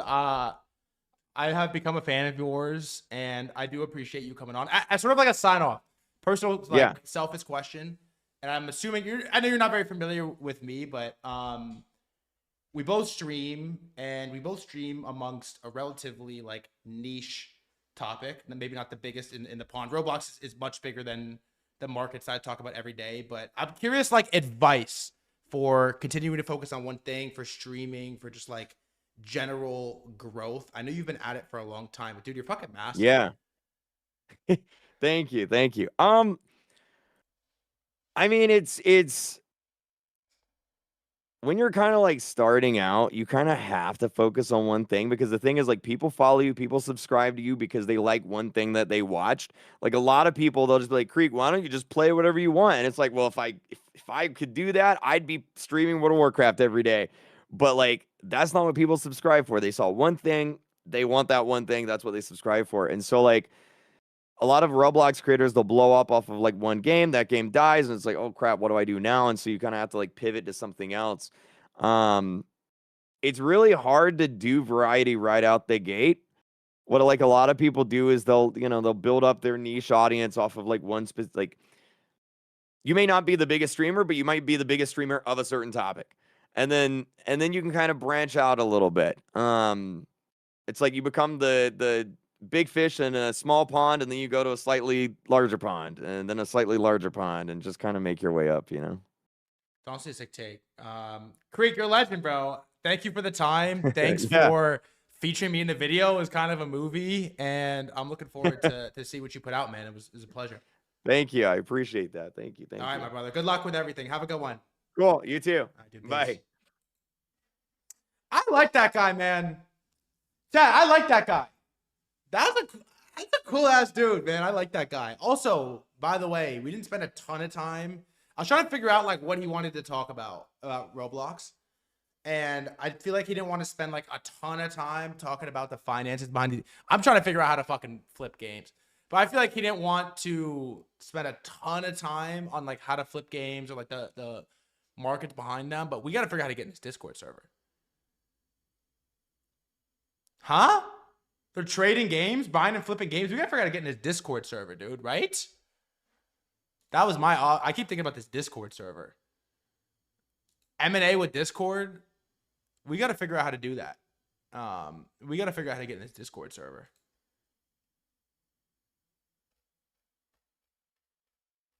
That was interesting. He has some good takes, though. He has some good takes, and it's crazy. You know the crazy thing about it is I hate to be that guy, but crypto could just solve a lot of these problems.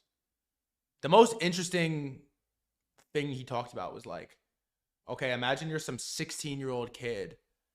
You took some funding from, I don't know, you took $5,000 from some investor, like a couple of your homies, to build some game on Roblox. You build this game, all of a sudden you got $2 million in dev bucks. 2 million United States dollars. And whose is it? Who's in charge? Whose money is this? What's the deal? Can you monetize further? How does any of this work? Roblox is taking 75% off the top. It's like a weird problem. It's like kind of an unsolvable problem, low key.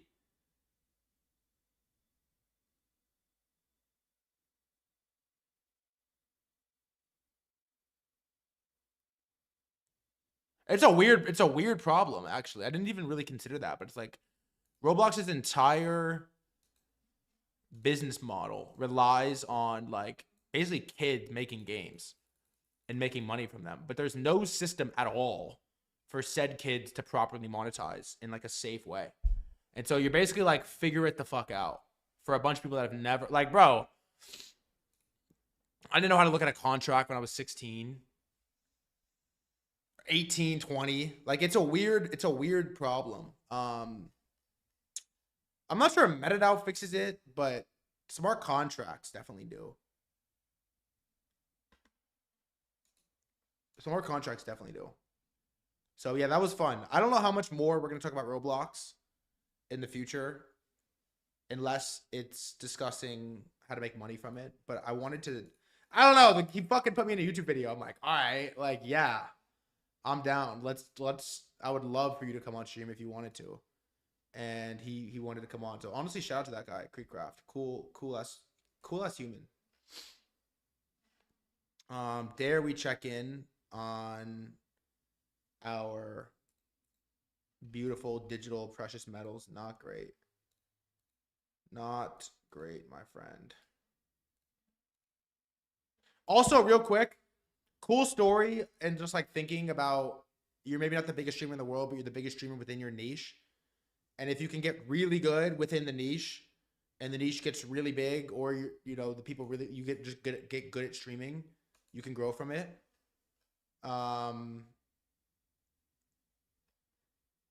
how I feel about crypto.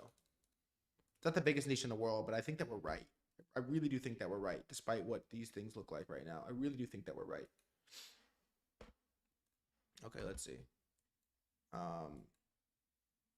Bitcoin, not good. Not good. Again, I think it's going to be hard for us to reclaim any narrative until this stops. It has to do something. Either just keep fucking going or stop. Anything in between, we're just in a weird spot. Copper, gold, silver.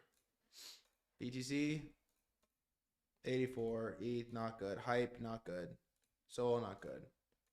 This is the one that I really want to trade, but this is again, I did it. I had a level. I didn't pay attention, and I joined too early once again, and I lost money on it. I'm gonna just follow the levels.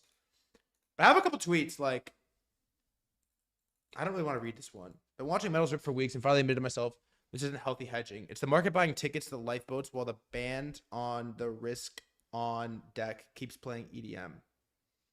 Gold, silver, copper, uranium. All the boring boomer rocks we laughed at are suddenly trading like 2024 meme coins with pensions behind them. This is AI, right? This is obviously an AI. This is obviously written by AI. Everyone's first instinct is to post about the rotation like this is just another harmless macro trade. LOL war premium. We told ourselves Bitcoin was digital gold, but when things start to smell like actual tail risk, real money still runs to the stuff you can melt, dig, or fire at someone. Because rocks don't care if the internet goes down, some stray gets blocked. Imagine how cursed it is if it really escalates and history books of 40 years say. As tensions rose and nations quietly rearmed, the younger generation used... This is a bad take, honestly. Hey, look, this sounds like ChatGPT. This is ChatGPT. It kind of feels to me, in my novice understanding of how this metal market works, is that this shit is just trading like altcoin rotations. It really is just trading like altcoin rotations at this point. It's like everyone on my timeline is long copper because silver looks like this, and silver looks like this because gold looks like this. They're long copper because uranium pumped, and uranium pumped because silver pumped, and silver pumped because gold pumped. And the real money's in this. I feel like this is the chart that we really need to watch, to see what happens here. Dare we watch 10-15 minutes of this? It came out 3 days ago. I have on my list to watch 15 minutes. Do you want to watch some of this? Tulip King, how much should we watch? 1.5 maybe, and we'll watch some of it. 2x is crazy. Like 10, 15. Let's watch a few minutes of it.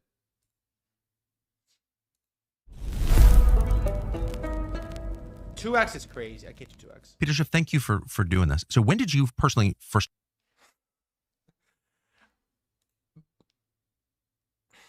My brain just can't accept that Schiff was right. Not just about gold, which is okay, but about Bitcoin. The world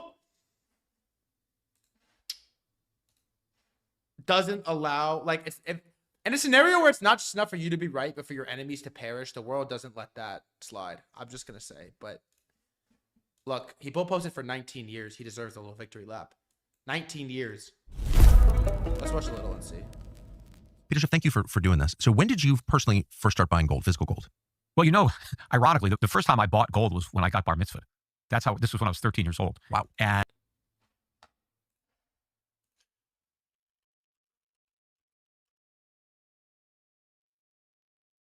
49 years. He's been long. 49 years. Peter Schiff has been holding gold for 49 years. And, you know, so this is in the 70s when the original gold bull market, right? And so I got my bar mitzvah money, and because of my father, I bought gold, and I ended up selling it coincidentally near the highs in 1980. That's because gold went from $35 an ounce in 1970 to $850 in 1980. So in the middle of that run, I took my bar mitzvah money, because I probably got bar mitzvah in 1975, 76, and I took my bar mitzvah money and I bought gold, and then I sold it to buy my first car, because I was a senior in high school. What kind of car? It was an MGB convertible. Nice. Yeah. So although it broke down all the time. Sorry.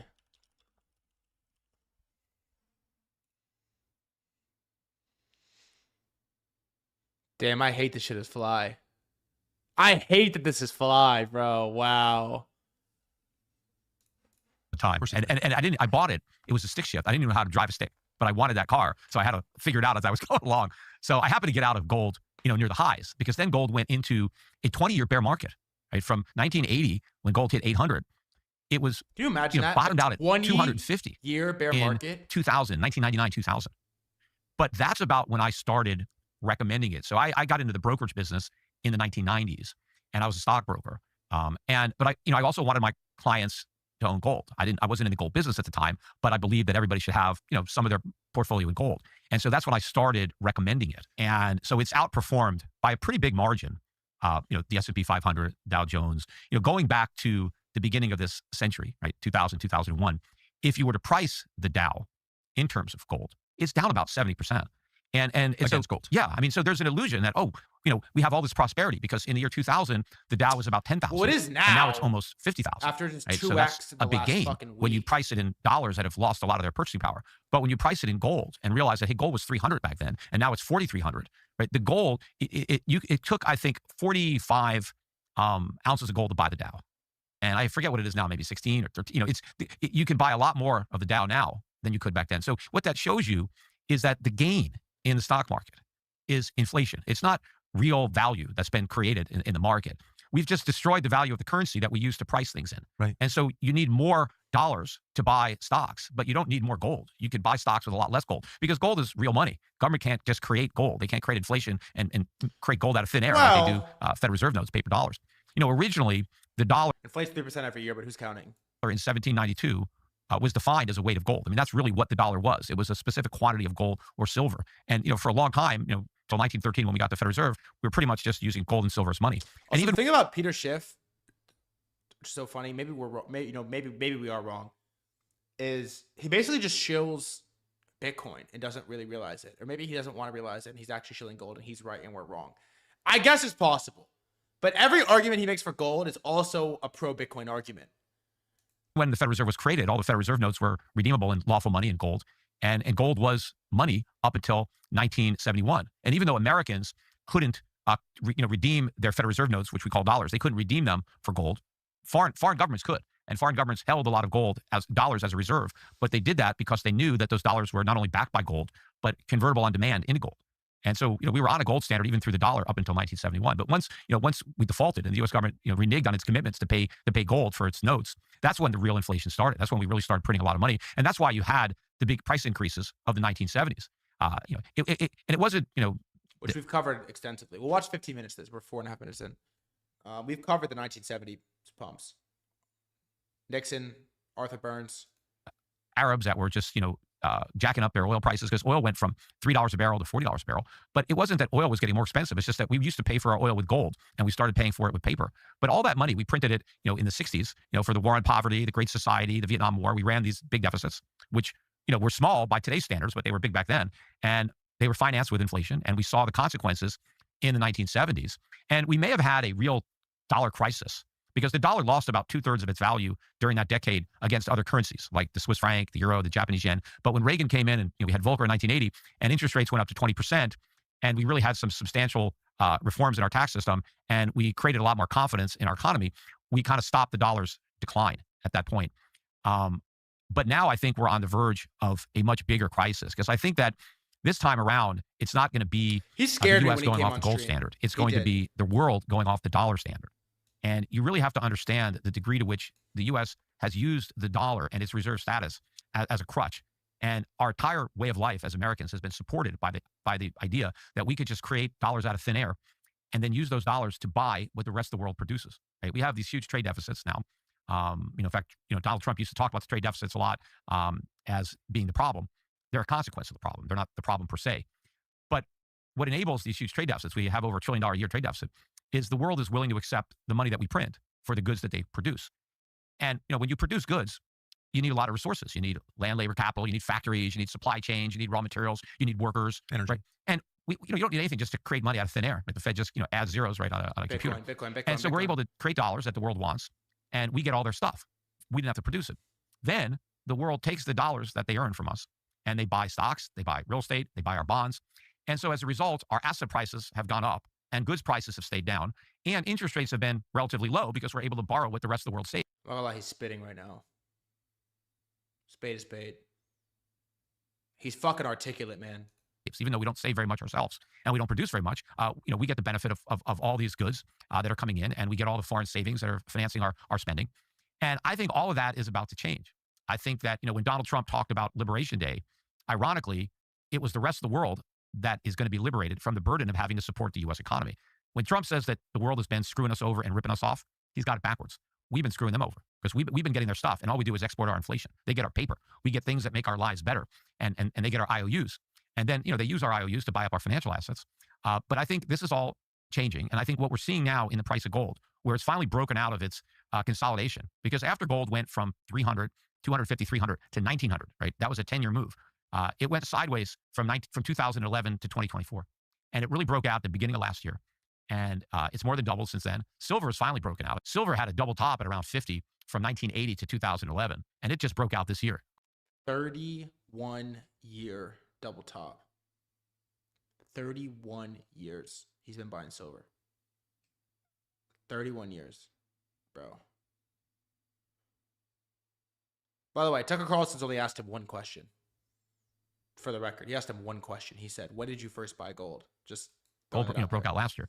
But now you're seeing this movement out of dollars. Foreign central banks have been huge buyers of gold because they've been moving away from the dollar. They've been divesting themselves of dollars and buying gold instead. Well, 2026 is likely to be the year that some companies will find patriotism. They'll discover it. During the Biden years, corporate America thought hating our country was the thing to do, so they did it. Means 200 made a whole explosive Miller G at Walmart. What do we know about who's buying it? Which central banks? Well, the major central banks. This is the real fucking take right here. Central banks are slamming it, and Bitcoin's too small to buy, and or they're buying it to get away from the United States, and Trump has claimed Bitcoin as a United States asset. Other than the West, you're talking about in Russia and India and China and even smaller ones, Poland or various countries are buying gold, and they're buying gold because they want to get out of dollars. And in fact, one of the things that happened to really cause this to happen in a bigger way was when Biden was president and he sanctioned Russia. This is the problem. This watch this. Ready? And they're buying gold because they want to get out of dollars. And you hear that, and then you see this.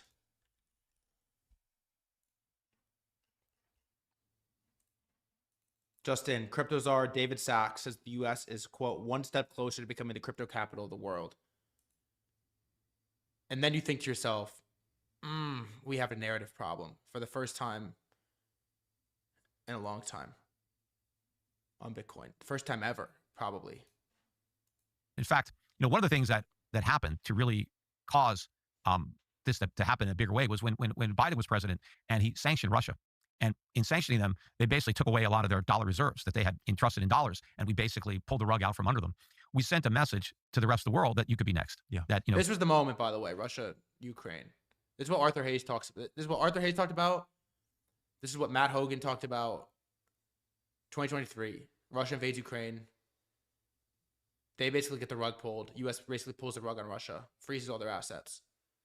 And then every country's like, it's like the same reason you buy Bitcoin. It's like, we have 100, we were 100% exposed to U.S. assets. Maybe we should be like 95 or like 90 or 85 or 80 and put the rest in gold instead of.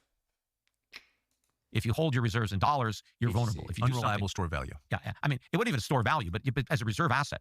And so that was a political impetus. But the real reason for getting out of the dollar is that we're going to destroy its value. We have these runaway deficit spending.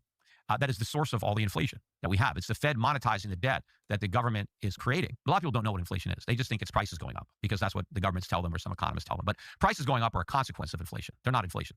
Inflation is an expansion of the supply of money and credit. And when you expand money, you expand credit, right? That bids up prices. And so as a result of inflation, prices go up, right? The root of the word, inflate, means to expand, right? Prices don't expand. They go up, they go down. And if you get... How much more of this do you want to listen to? You're loud about inflation. It's a long segment. Tell me when you want me to turn it off. Get an old dictionary, get an old Webster's dictionary, even as late as the 80s, and you look up inflation. That's exactly what it says, an expansion of the money supply, right? But the government kind of redefined inflation because if you define it properly, well, it's pretty obvious who causes it. Right. Right. So, Good point. But Anyone increasing the money supply. Right. But if you change the definition to rising prices, now the public blames whoever it is that's raising the prices, right? That's where it's coming from. And so the government is able to blame the private sector, whether it's corporations or workers, for prices going up, when they're simply raising prices in response to inflation. And of course, sometimes inflation doesn't just cause prices to go up. It prevents them from going down. See, in a free market economy, in a capitalist economy, the natural tendency This is the perfect punishment for today. for prices is to go down, right? If you look at the CPI in 1900. Because of efficiencies. Yes. If you look at the CPI in 1900 and you look at it in 1800, it was down by 50%. So for 100 years in America, prices went down. And during that time, we had the Industrial Revolution. All right, wait. Oh, God. You want to watch the crypto versus gold segment? How long is it? Donald Trump wants to micromanage the economy from the White House, like he's the CEO. He wants to decide where he thinks capital should go and direct it into industries that he likes or companies that he likes. And that's wrong. I mean, one of the big industries that he's promoting is crypto. And for me, I think this is a complete waste of capital. Now, yeah, I mean, if Americans want to throw their money away in a lot of these crypto companies, all right, I mean, it's unfortunate. But if the government is now promoting it and pushing money into this industry that might have gone someplace else if it was a free market. They're really not, though. What money are they pushing into crypto? If anything, all the Trump admin has done is use crypto as a vehicle to scam and extract. Think about what they've done since they appointed David Sachs as the crypto czar, who's basically done nothing. They've been working on they got the Genius Act passed for U.S. regulated stablecoins. That was good. But they've been working on this Clarity Act market structure bill forever. It's not through. They launched Melania Coin and Trump Coin and extracted billions of dollars from the ecosystem. And then they launched World Liberty Fi as basically a means to take money out of crypto. And what money has the U.S. directed to be poured into crypto? ETFs were already approved. We had the DAT cycle, which was awful and full-blown extraction. I don't necessarily think that. I mean, you can't even pretend to convince yourself that the Trump admin has done anything positive for crypto. There's no capital that's been directed here. If anything, the only thing that they've done is encourage capital to extract or to leave. I mean, they've used crypto as a vehicle to extract. That's it. This is doing a lot of harm. I mean, why is it throwing? I mean, you meet all these people who've made hundreds of millions. You meet kids who've made real money from crypto. Why is it throwing it away? Well, because where did they make it? They didn't make money in crypto because they produced products that we consume or provide services that improve our lives. The people who've made money in crypto, and I know a lot of them, they've made money in crypto because the crypto that they bought a long time ago went way up. Yeah. How the fuck do you make money in gold, Peter Schiff? You made money in gold not by producing products or services.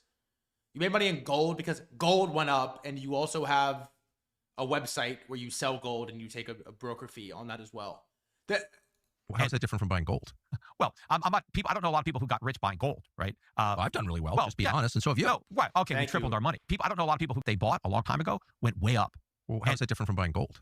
Well, I'm not people. I don't know a lot of people who got rich buying gold, right? Well, I've done really well. Just be yeah. honest, and so have you. No, right? Okay, we've tripled our money. But I'm That's talking pretty about good. I'm talking about people who bought Bitcoin for $1 and now it's $90,000, right? You're talking about people who put Okay, so it's a big run up, but it's the same. But when you buy gold, which I own a gold company, I'm totally for buying gold, but you're not. It's not a creative act. You're not making anything. You're not making anyone's life better. You're not really adding to the economy. You're not doing anything other than buying something low and holding it until it gets high. Right, but there is a big difference, and I'll get to that in a minute. But the people who have made money in crypto, right? I'll get to it in a minute, he says. Right, they bought it. By the way,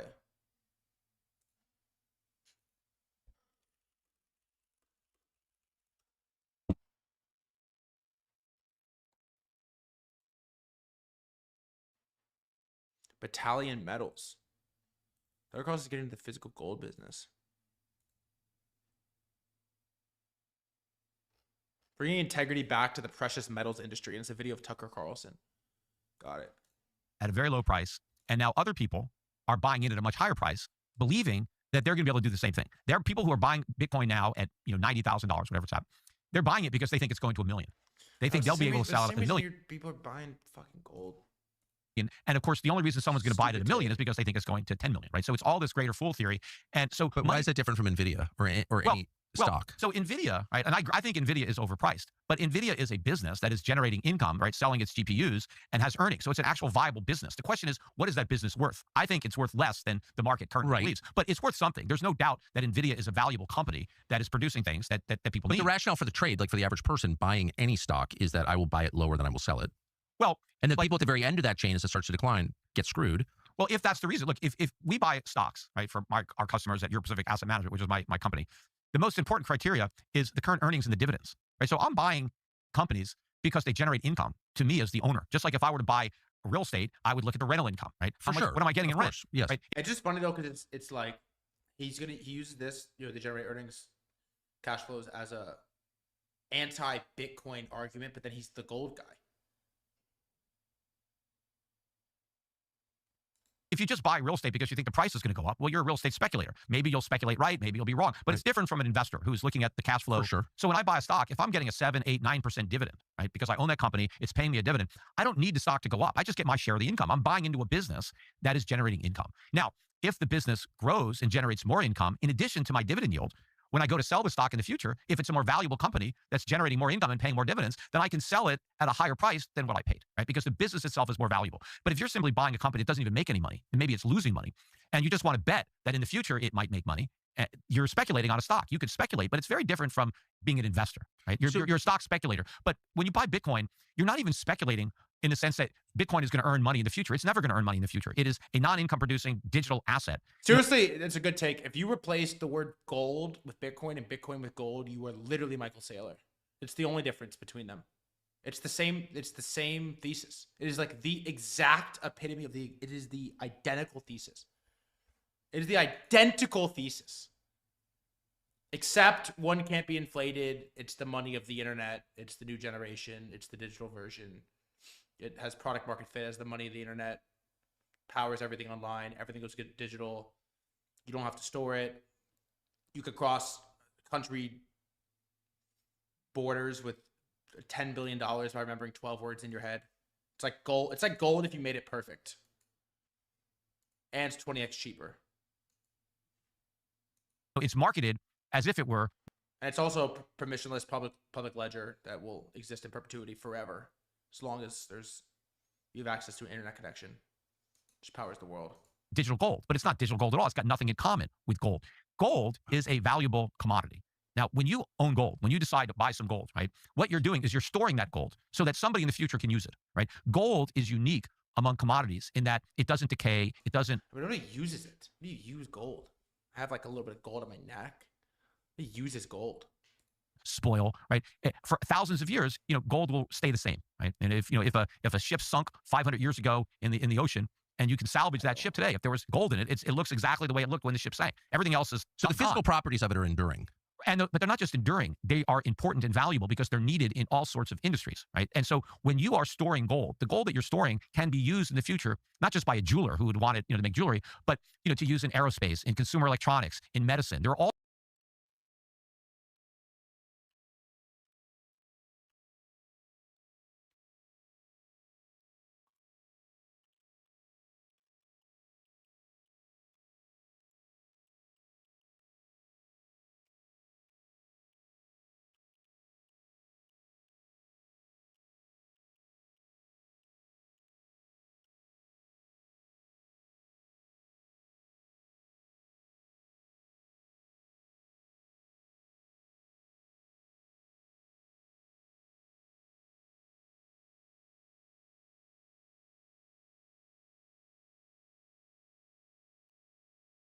Did you not push him 195?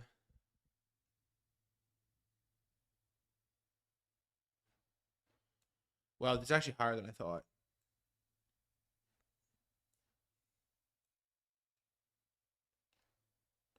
That's actually a lot higher than I thought. Not gonna lie. I would have said way lower.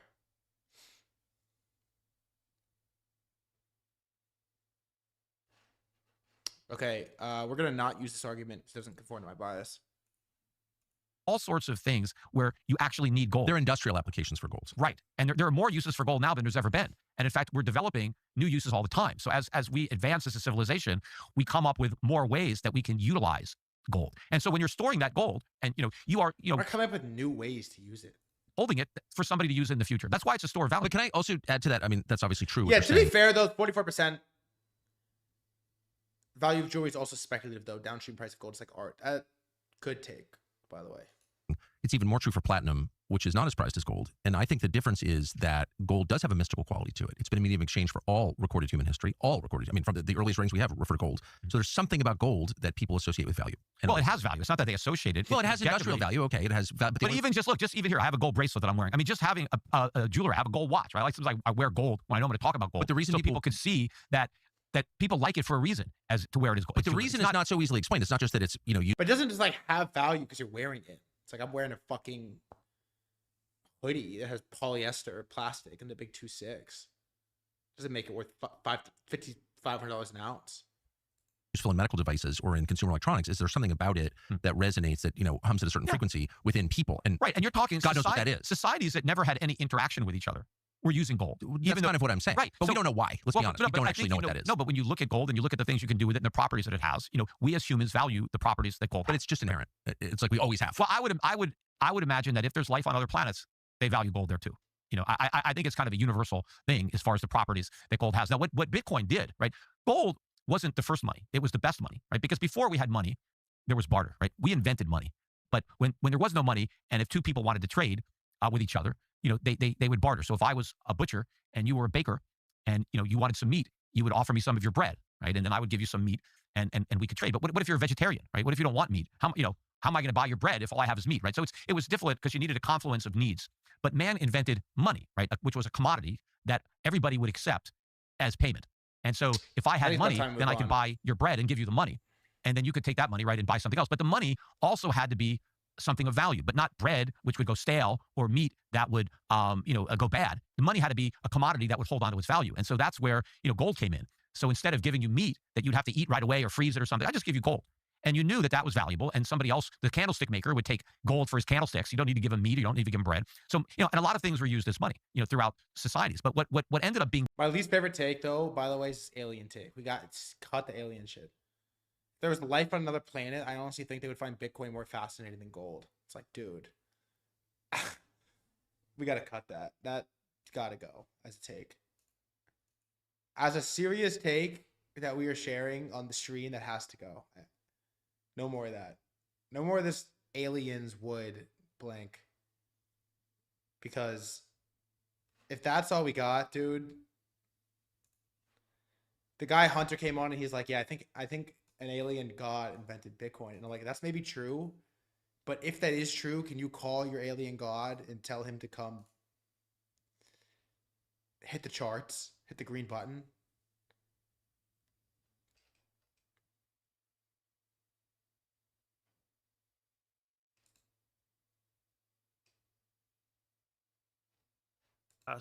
Okay, here's one more interesting take. He posted it so we could talk about it on this. Is me and Malcolm got dinner with Thicky the other day, who I think is one of the smartest traders in the world. And he basically had this like philosophical take that the United States, I'm gonna butcher it, so bear with me. The United States in like the 1900s and the whole like rise to power of the United States was amidst this like industrial revolution. It was this like industrial country, and we like produced stuff and we built physical stuff and we had infrastructure, and we were this like industrial power up until, I don't know what, like the fucking Cold War, we landed on the moon, whatever.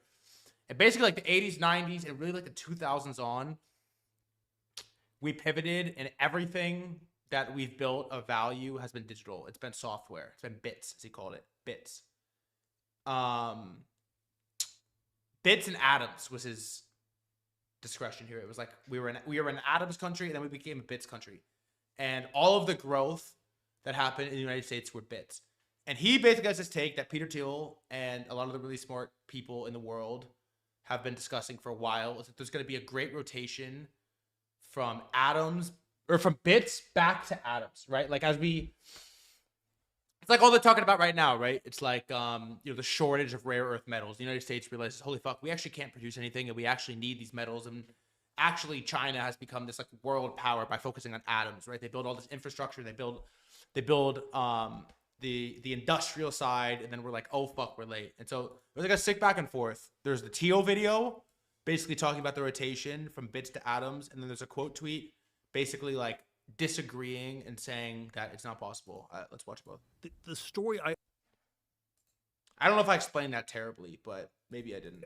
I would generally tell for the last 50 years, since the 1970s, early 70s, is that we've been not absolute stagnation, we've been in an era of relative stagnation where there has been very limited progress in the world of atoms, the world of physical things. And there has been a lot of progress in the world of bits, information, computers, internet, mobile internet, now AI. What are you referring to when you're saying the world of physical things? It's... Yeah, you're retarded, but we understand. Thanks. If we had defined technology, if we were sitting here in 1967, the year we were born, and we had a discussion about technology, what technology would have meant? It would have meant computers. It would have also meant rockets. It would have meant supersonic airplanes. It would have meant new medicines. It would have meant the green revolution in agriculture. He's definitely dyeing his hair, by the way, right? Maybe underwater cities. It sort of had, because technology simply gets defined as that which is changing, that which is progressing. And so there's progress on all these fronts. Today, last 20 years, when you talk about technology, you're normally just talking about information technology. Technology has been reduced to meaning computers. And that tells you that the structure of progress has been weird. There's been this narrow cone of very intense progress around the world of bits, around the world of computers, and then all the other areas have been relatively stagnant. We're not moving any faster. The Concorde got decommissioned in 2003 or whatever. And then with all the low-tech airport security measures, it takes even longer to fly, to get through all of them from one city to the next. The highways have gone backwards because there are more traffic jams. We haven't figured out ways around those. So we're literally moving slower than we were 40 or 50 years ago. And then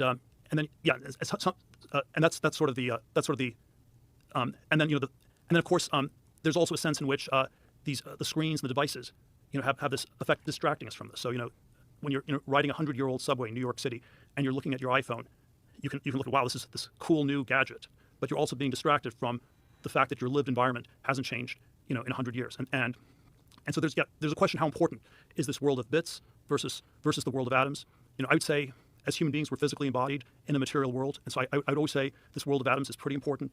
And when that's pretty stagnant, there's a lot of stuff that doesn't make sense. I was an undergraduate at Stanford, late 80s, and at the time, in retrospect, every engineering area would have been a bad thing to go into.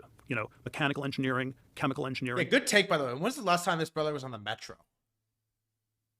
He's not riding the New York subway.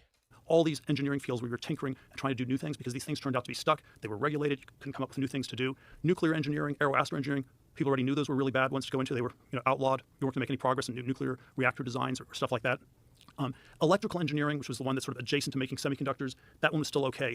And then the only field that was actually going to progress a lot was computer science. And again, it's been very powerful, but that was not the felt sense in the 1980s. In the 1980s, computer science was this ridiculous, inferior subject. The linguistic cut is always when people use the word science, I'm in favor of science, I'm not in favor of science in quotes, and when it's always a tell that it's not. That's the take. Do you agree or disagree with the take? Like, makes sense. You could reason with it. Quote tweet from Gammy, who's our resident bull, is, I've discussed this a lot as well from a late stage capitalism angle. There's simply less things that can be improved. We are hitting physical limits.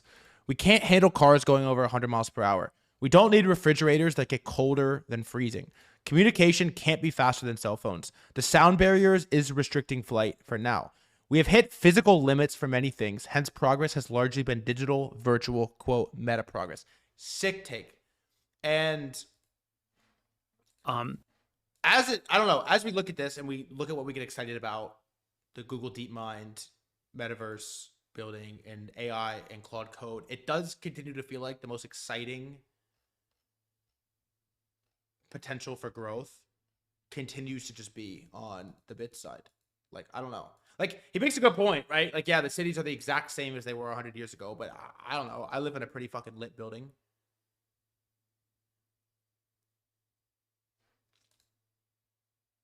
But then here's the thing. Thicky tweets that, but then he tweets this right after. We will never return to touching grass, just as we will never return to using the horse and buggy. Anybody that tries to fight this tide will inevitably be selected out.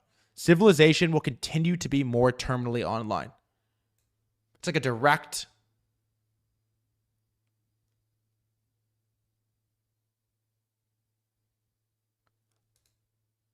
It's like, yeah, I'm down to agree with we need to improve the atoms side of the world and maybe focus more on the atoms. But is the bits side going to become more important and bigger or less important over the next 5 to 10 years? And maybe it is depressing. But at the same time, the hyper Bitcoinization outcome is like a little bit depressing, bro. It's a little bit depressing. If you really sit here and think about like what the world looks like in a scenario where we are just 100% bit dominated and Bitcoin wins, which, you know, it might take longer than we think. It might get time rugged, but it's gonna win. And so that outcome from even the most bullish, optimistic Bitcoiners you ever talk to, it's like not the most exciting future in the world for like the outdoor people. Now, this on the topic of just bad news is bad news. Do you want it or no? Do you want bad news or no?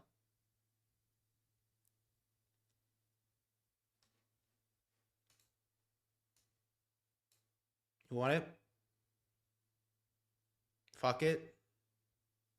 No, it's not great. It's not the worst thing in the world, but it's pretty bad.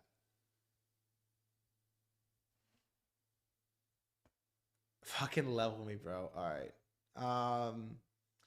OpenAI plans fourth quarter IPO and race to beat Anthropic to market. Not what you want to see right now.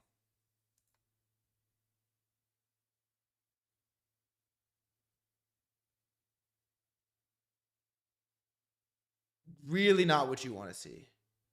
Because we have potentially reached...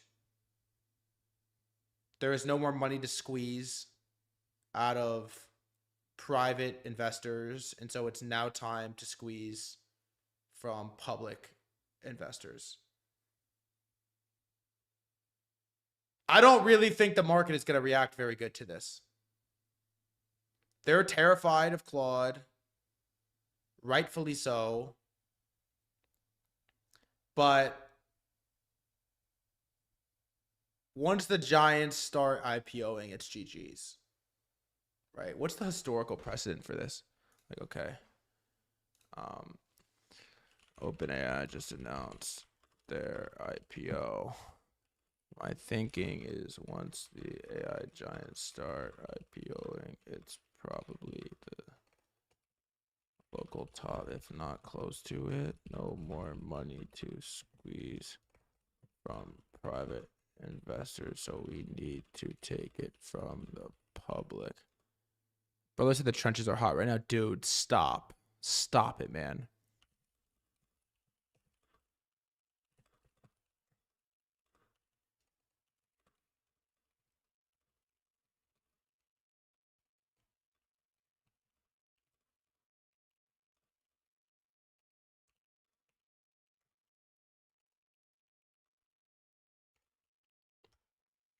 It's probably going to be 1T plus too, right? Like, let's see.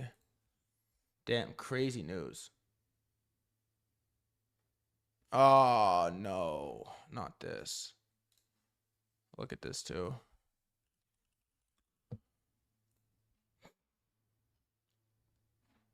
SpaceX talks 2 trillion. SpaceX IPO talks now 2 trillion, I hear.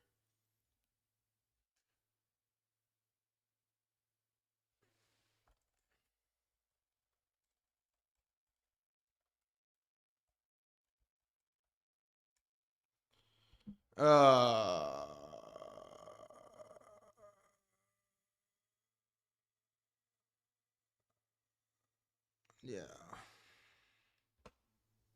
Not great. Let's read this. No, I want to read it.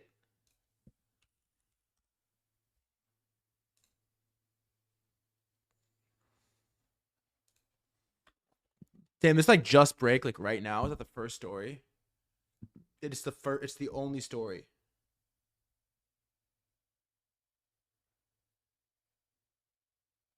Wow, it's the only story, bro. First, they haven't potentially. .com precedent. IPO count 677 in 1996. The collapse was just 80 2001. Insider selling the real story. The IPO announcements aren't the signal. The actual IPO is happening. Same valuation as massive retail participation is. We're still in the announcement phase. Top signals when these deals close and the public buys in at $1 trillion valuations. The parallel isn't perfect either.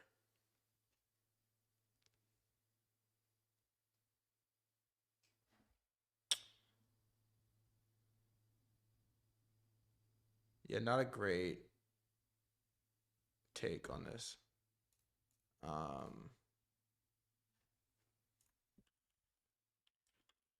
See this. We not buying OpenAI IPO, by the way, at 1T. Also, yeah, Elon Musk, SpaceX, and talks to Burge XAI before IPO. Yeah, look at this.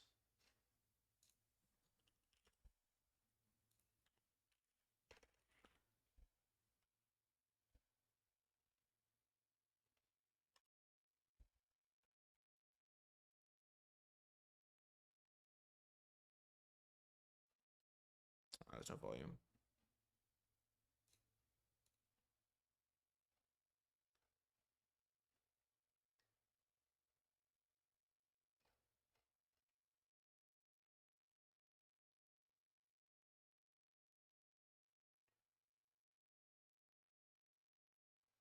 Damn. Look at this. Peer-to-peer will personally make $42 billion from the SpaceX IPO. Oh my God.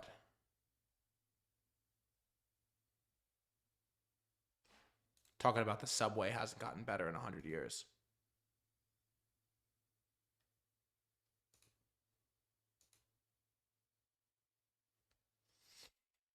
Look at the trenches.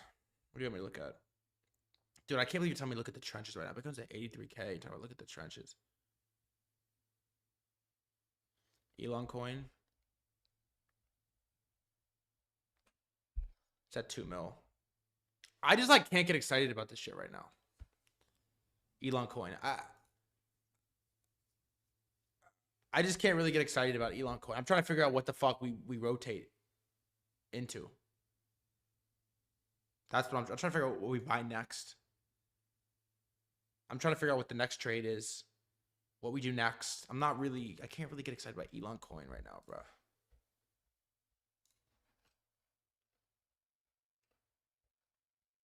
Are you still holding pump? No. I cut it super tight. I'm not really down to lose money right now.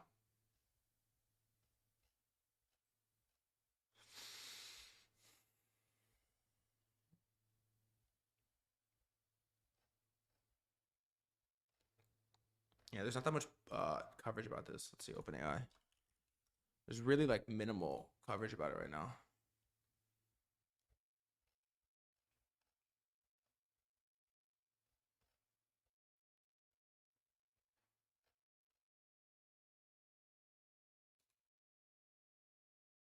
Why does it have a Alien Friends PFP? I love how they framed it, by the way, with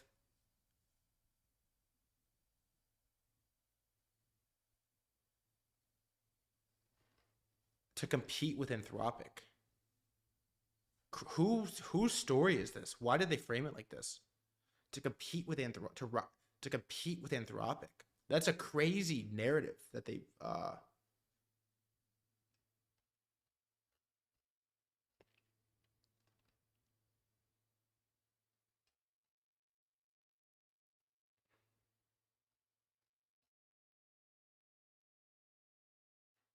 yeah, 830 Bs. Amazon also invested 50 B, and they're gonna IPO at a T. Yeah, weird times, my friends. We are in weird times. Well, at the very least, 5 years from now, when we're all rich and we made the right trades and we hit the right rotations, we're gonna look back and we're gonna be like, man. Remember when the threadguy stream was tiny and we were going through canon event after canon event after canon event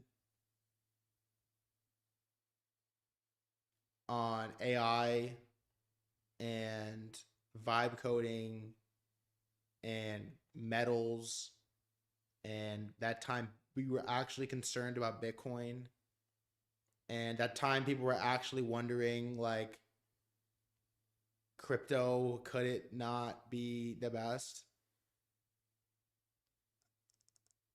Remember those times when we actually for a second thought that we wouldn't be Peter Schiff, the good parts, and be so right?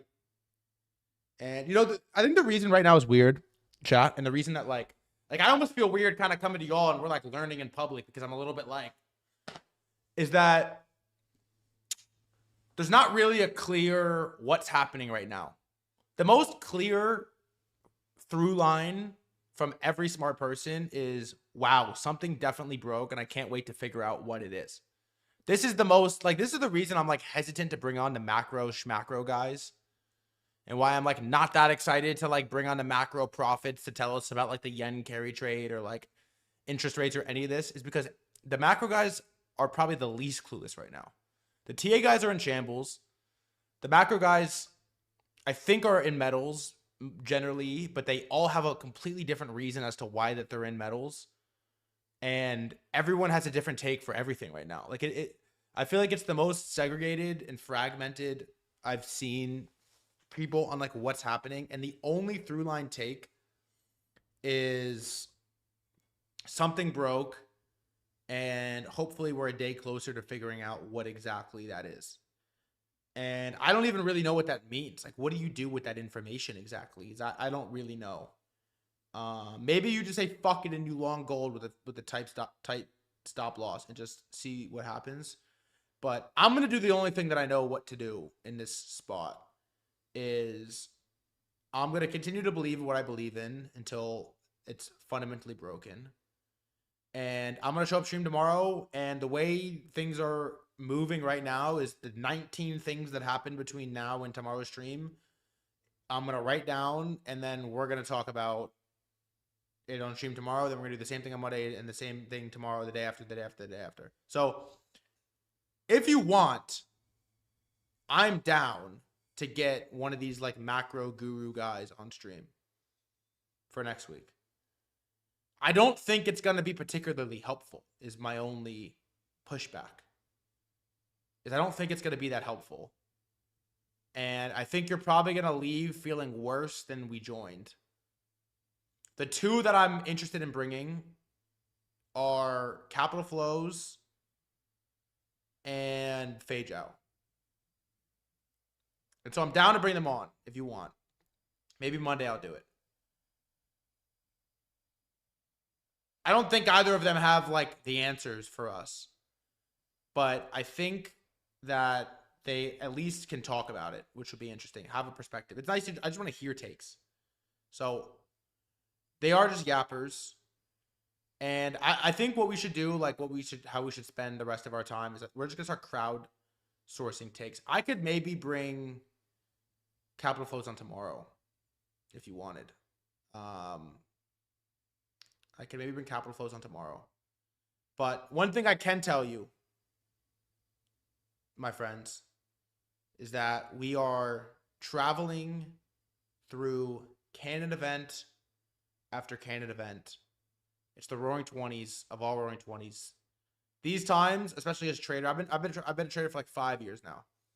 When we're 10, 15, 20 years into our trading careers, we're definitely going to look back and be like, man, that was some fucking accelerated learning that we experienced in the 25s, the 26, and so on. And all I can say to you is as we travel through the unknown, we're going to do it together, chat. We're going to do it together. What's your name? Pipebomb33. You a risk. We're going to do it together. And we're going to be right if we have to force it. And it might mean a lot of time of sort of like, I don't really know. But you get to eventually cash in your I don't really knows for I fucking know, and I can feel it. I can feel it. My fingers on the pulse. I'm right. You get to cash in your I don't really knows for holy fuck, I do know. And the one thing I can promise you is 5 days a week, 3 hours a day, Monday through Friday, 3:30 p.m. EST. We're going to stream every day until I either make 100 mil trading or I make 100 mil from stream. One of the two things are going to happen. One way, ideally both, so I have 200 mil. But it's going to happen one way or another, and it's going to fucking take a while. So you, me, the markets, Canada events, and venturing into the blissful, willful, exciting, unknown. One team, one dream.